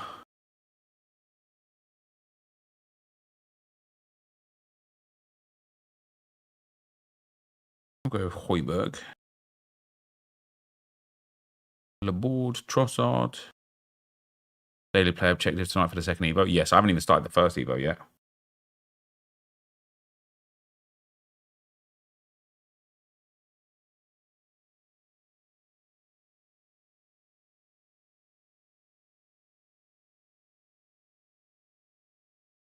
Let's do Laborde. Or Trossard. Let's do Trossard. I've got to have faith in my boys, haven't I? Gotta have faith, the faith, the faith. I'm going to captain Urian Timber. What car do I drive? A Peugeot 306.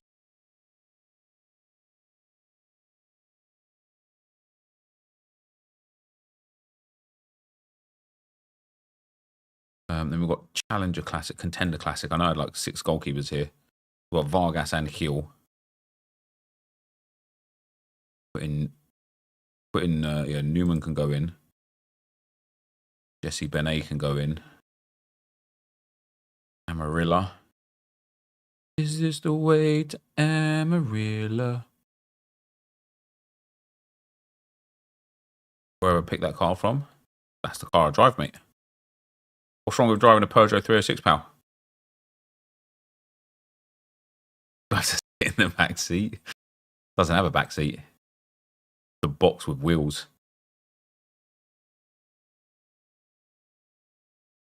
Suggest a lineup. Love that. Thanks, game. Beautiful. Then what do I have? Contender. No, we've done that. Challenger. Do I have any under 23 options? Oh, I do. Let's go. Ryan Reynolds is starting to get a bit of consistency, isn't he?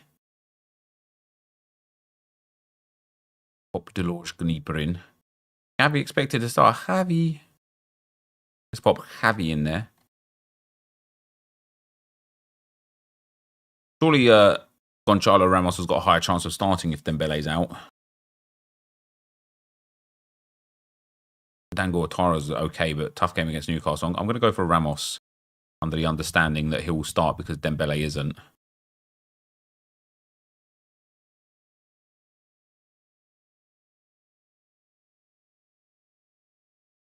My other teams in Division 4 or whatever, yeah.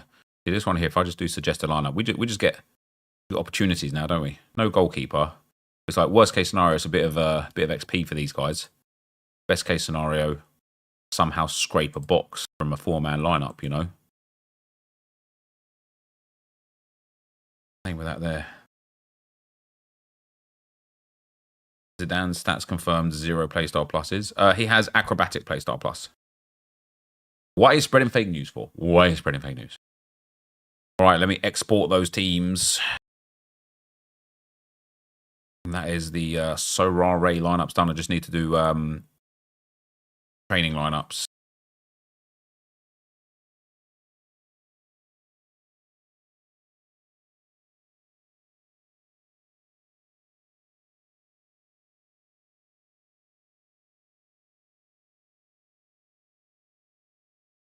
Didn't you have a BMW? Yes. Zidane 5-star, 5-star. I don't actually know, mate. But please says he has none. The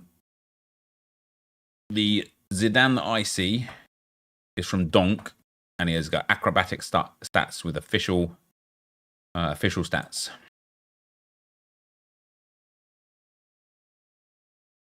Do I ever do a game week where I just let Sorare Data do the squads? Sometimes, yeah. Sometimes. I wonder if I'd be better off letting Sorare Data do it.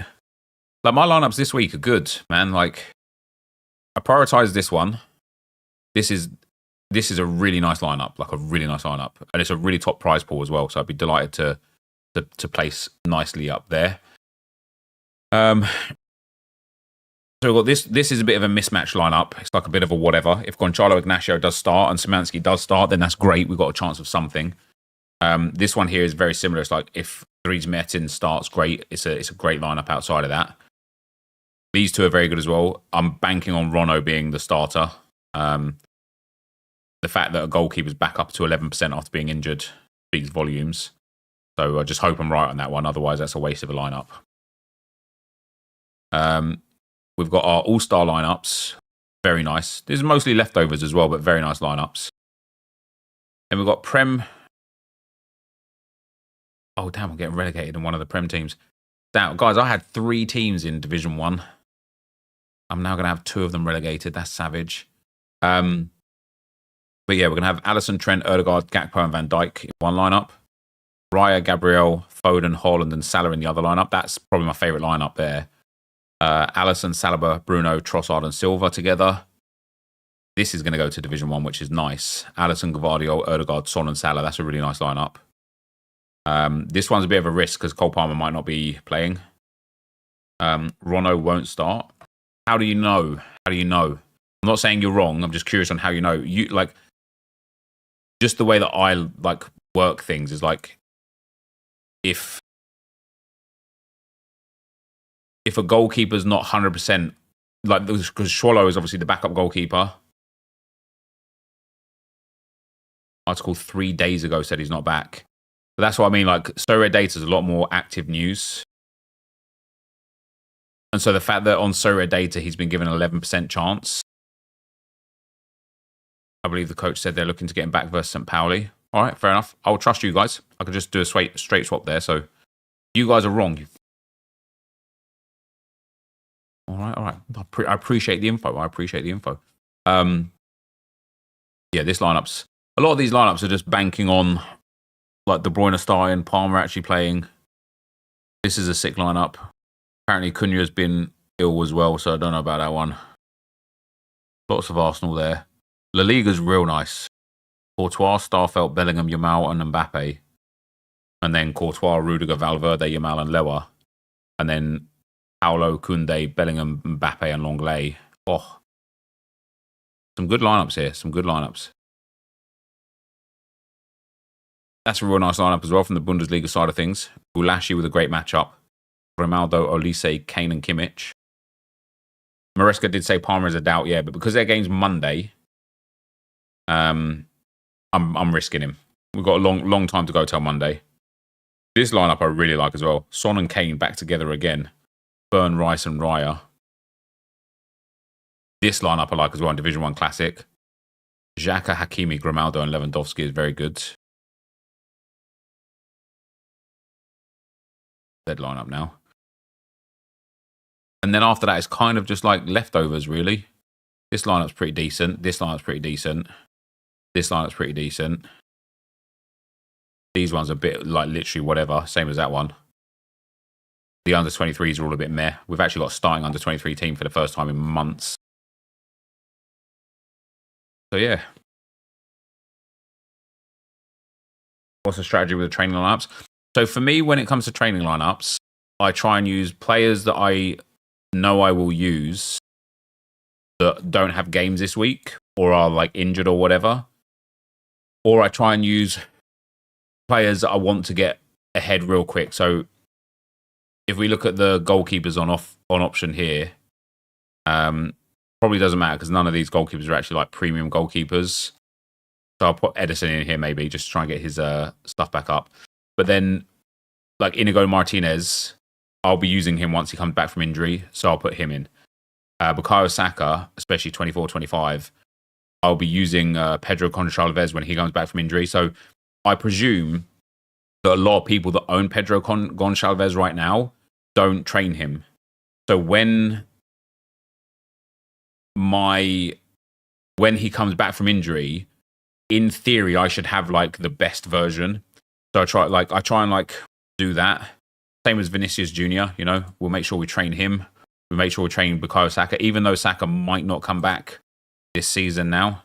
You know, if he does come back, he's only going to catch the last 4 or 5 games. I just want to make sure that I've got the best version of Saka when he does come back.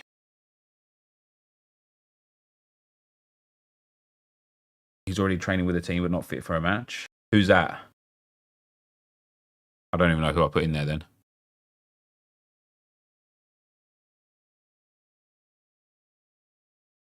Oh, Pedro Gonçalves, gotcha.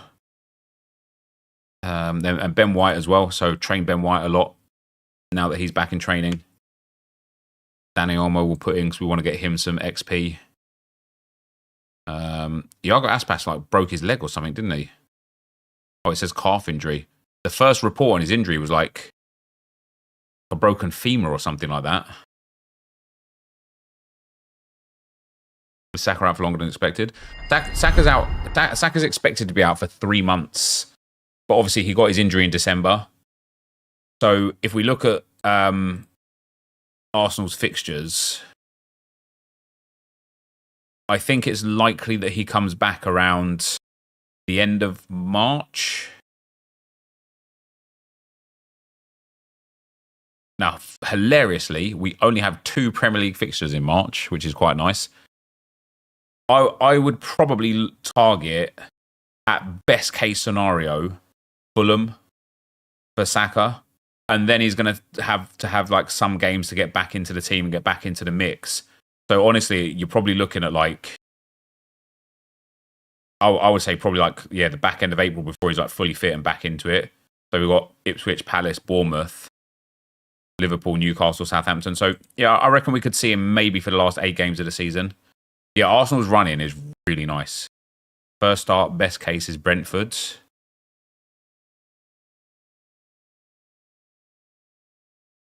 No, I don't think so. You might be right though, yeah. Because you wouldn't want to risk him. You wouldn't want to like... It's like Fulham and Everton are the sort of games where it's like bring him on for 15 or 20 minutes against Fulham, maybe 45 minutes against Everton, then start him against Brentford, but take him off after 60 minutes.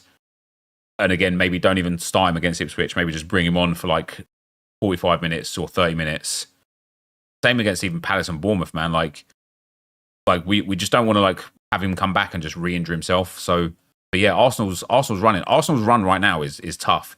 What happened to him? So his hamstring tore from the bone, which is why it's a 3-month injury. Do you imagine that? Do you imagine how much pain he must have been in? His fucking like his muscle actually like coming away from the bone. Oh man, it genuinely makes me cringe just thinking about it. Broadcastle, thanks for the 20 months, man. Much appreciated, bro. Happy Team of the Year day, Nep. Hoping big things from the patch. Seems good so far. Absolutely, mate. Absolutely. We've got this. This is a tough game. This is no easy game against Villa, but I would like to hope that we will win this. I'd expect us to beat Zagreb. I'd expect us to beat Wolves and Girona. Tough game against City. And then a tough game against Newcastle as well.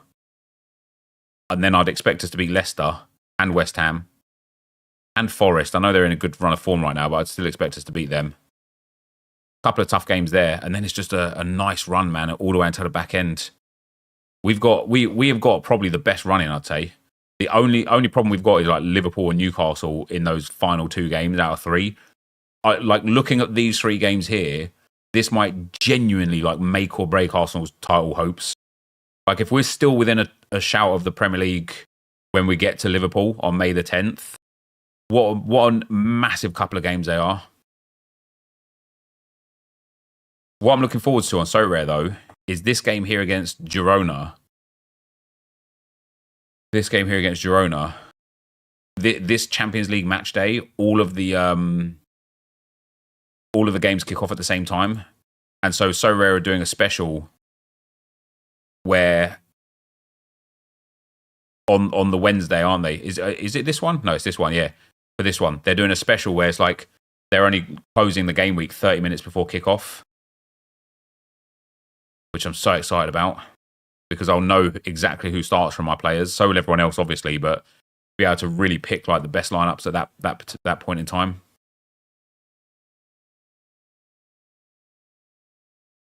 I don't know if there's been a title decided that late. In terms of between 2 specific teams or just in general. The title's gone down to last day of the season many times, obviously. But yeah, if you're talking about just like 2 teams playing each other that are potentially there for the title, you could absolutely be correct. Put a bit of Arda Güler on there. Man. What injury has Reece Nelson got? He's been out for a fair while. 2 games, imagine we're tied on points. Yes, it'll be, mate. Look, like whenever I look at the Prem now as well, 2 things come to mind, right? The first thing that comes to mind is maybe not the draw against Brighton, because Brighton aren't a bad team, but the draw against Fulham and the draw against Everton, that's 4 points dropped. No doubt about it, right? I don't think anyone will disagree with me that is 4 points dropped. Brighton, I think we can give the benefit of the doubt of they're a good team. We didn't destroy them in that game. We didn't dominate that game, but that's 4 points lost. We're currently 4 points behind. Liverpool have got a game in hand, obviously. But when I look at this table now, I actually just look at this and I think I was personally in a bit of like disarray with Arsenal's form recently because, you know, we lost to Man United, we lost to Newcastle, we'd drawn with Brighton. It was like 3 games in a row where we didn't win. But if you actually look at our Premier League form, just our Premier League form, it's a win, a draw, a win, a win, a win, a win, a draw. Oh no, that doesn't count as an AFL Cup. And then another draw, and that was paying 2 draws in a row. A win, like a win here, a draw against Chelsea, which isn't bad, and then the loss to Newcastle. Like our Premier League form is actually insane. Yeah, well, that's the beautiful thing is like Liverpool are also dropping points against teams where I think they should be winning, right? Again, especially in the Premier League, like Nottingham Forest, maybe not. Nottingham Forest are not a bad team this season. 2-2 against Man United they should have been winning that, shouldn't they? They should also be beating Fulham. Weren't they 3-2 up against Newcastle as well late on? Yeah, you would have expected them to have held out in the last minutes. But again, Newcastle are no mugs. But looking at this Premier League table, even though if Liverpool had do or whatever win their game against Everton and go 7 points clear, I don't think that gap is so grand to the point that you think, okay, Liverpool are just like clear favourites now, because the last few games they've been leaking a lot more goals, they've been dropping a lot more points. So yeah, hopefully Arsenal can keep up a great run of form and really put the pressure on them. But Arsenal in previous title races have dropped points, being 10 points ahead. Arsenal were never 10 points ahead. It's the same as like saying that Liverpool were 11 points ahead at one stage. They were, but they had played more games, right?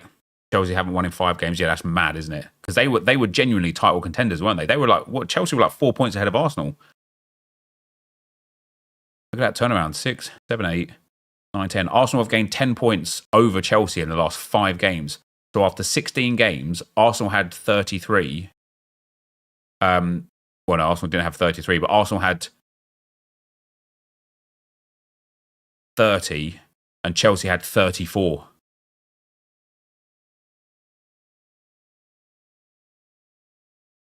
I think it will come down to who each team signs in January. Bang on, right? If Arsenal can pick up a forward or two, look how few goals we've scored this season compared to last season, man. It's crazy. Anyway, let me finish these training lineups here. I was honestly like quite surprised with the Chelsea fall off. I didn't expect it. I thought they were going to push, and they might get back into it, right? That it is a long season, but I thought they were going to like push and push and push. I did not expect the just the absolute capitulation that they've had. Where is? I don't care about Nuno Santos. You want to Bamba? Man, Gabriel Jesus out for a year, man. Expected return date, June 30th. Damn, that's 6-month return on the ACL, huh?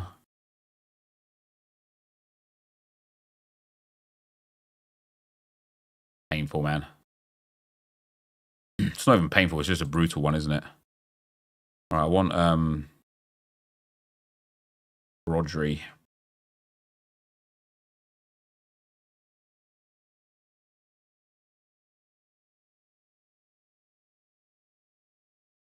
I wonder where Kyle Walker's going to go. It's going to be quicker if I just type it in, isn't it? Man, it's so painful.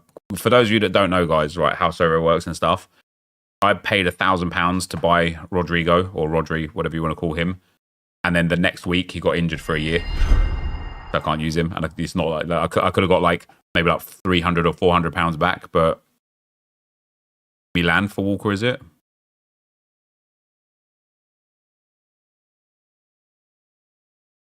I want to start training Tierney up even more. And Nwaneri.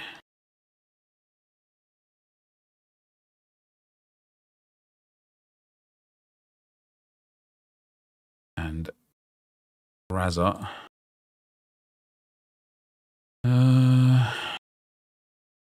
Who's Nunez can go in there? A grand in real money? Yep, real money, yeah, real money. Real money, sadly.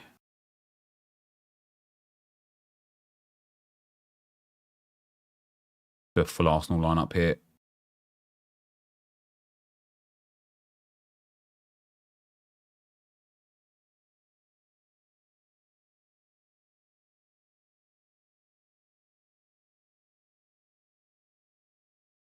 Put Nwaneri in here as well. Oh, Calafiori haven't got in there either. Do I think Arsenal have a chance at a UCL? Yeah. I do. Do I think we have the best chance? No. But do I think we have a chance? Yeah, I do. And that I'm basing that mostly off the way we played against Inter and against PSG because we dominated both of those games heavily, and they are two powerhouses of European football. I think again it hinges on whether or not we get a striker. Genuinely, again, I'm not saying if we get a striker that we're favourites to win the Champions League or anything like that, but I think it hinges heavily on whether or not we get a striker.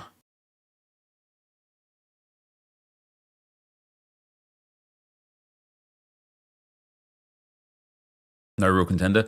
Yeah, I mean, Real Madrid are a bit hit and miss. The thing about Real Madrid is they're like City in that regard, aren't they? Where they just get stronger and stronger and stronger as the season goes on.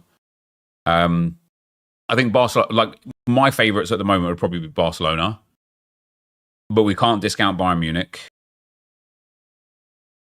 We can't discount Real Madrid. We can't discount Manchester City. We can't discount Paris Saint-Germain either. Although they've got each other next, haven't they? Yeah. Whew. That is a monster game, isn't it? Liverpool? Oh, obviously Liverpool, yeah. Obviously Liverpool.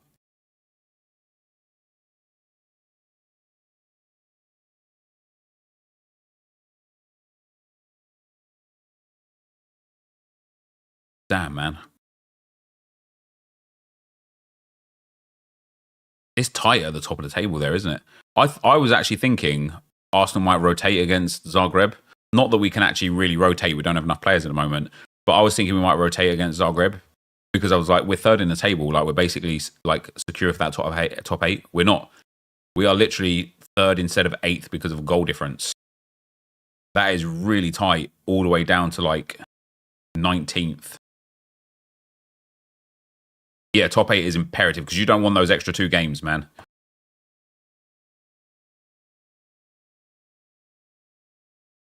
Red Bull Leipzig, that's awful from them. That is awful. Girona away last game, but they will be totally out by the time we play them. Are they like? Oh no, I suppose they're mathematically still in now, aren't they? And then they've got Milan that they'll get smashed to, and yeah, we'll have them last game. How many games? Yeah, 2 games left. Then the top 8 go through to the next phase, and the middle group there, the blue dots, go to the playoff round. And I think it's like 9th plays 24th, 10th plays 23rd, etc. Yeah. Yeah, Liverpool have only conceded once. How mad is that? Arsenal have only conceded twice, which is, again, wild, man.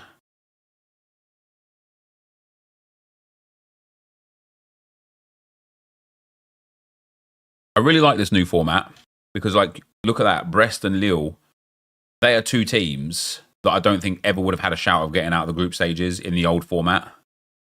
And yet here they are absolutely smashing it. Who else have we got? Benfica, Monaco. Damn, French teams are killing it.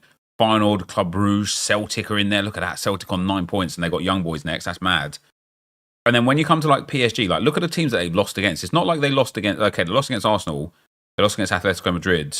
They lost, oh, Jesus Christ, PSG actually had a fucking mad run of games. Wow. Who did they beat? Salzburg and drew with PSV. See, they should be beating PSV, right? They should probably arguably be 2 more points up. And then City, I mean, City lost to Sporting. That was unexpected. Drew with Feyenoord after being 3-0 up. That was just ludicrous. Lost to Juventus. That's like reasonably expected. But I like the fact that like the big teams are playing each other. Like, it genuinely makes it like a lot more fun, doesn't it? Who beat Barca? Good question, actually.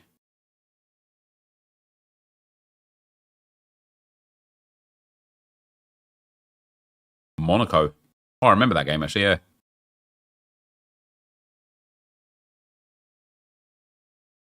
Also went down to a red card early on. So yeah. Lots to play for this season still. Like, obviously for Arsenal's sake, being out of the FA Cup is pain. But the game against Newcastle, have we beat them by 2 goals or more at any stage in the last like several years? Beat them 4-1 at home about a year ago. Beat them 2-0 away there. Beat them 2-0 at home there, 2-0 away there, 3-0 there, 2-0 there, 4-0 there, although we're going back to a era where Newcastle weren't the Newcastle they are now, I suppose. But I don't, like, 2-0 is like a strong lead to take home for sure. But I don't think it's like unassailable that Arsenal can't get back into it. It's that sort of game where if Arsenal score the first goal, Newcastle gets super nervy, right? And at that point, you like maybe you could put the pressure on, get that second goal. Like, don't see us scoring 3. Did you see Newcastle beating Arsenal 2-0 at home in the first leg? You don't, like, it's football at the end of the day, isn't it? Like, right, guys, I've got to go. I've got to go and get the boys from school in like 5 minutes here. Thanks for chilling. I may well be back. I won't be back for 6 p.m. content, but I may well be back this evening, 7, 8, 9 o'clock for a little pack stream or something like that. We'll have to see. Otherwise, it'll be tomorrow that I start streaming, guys. Thanks for watching. Appreciate you all. And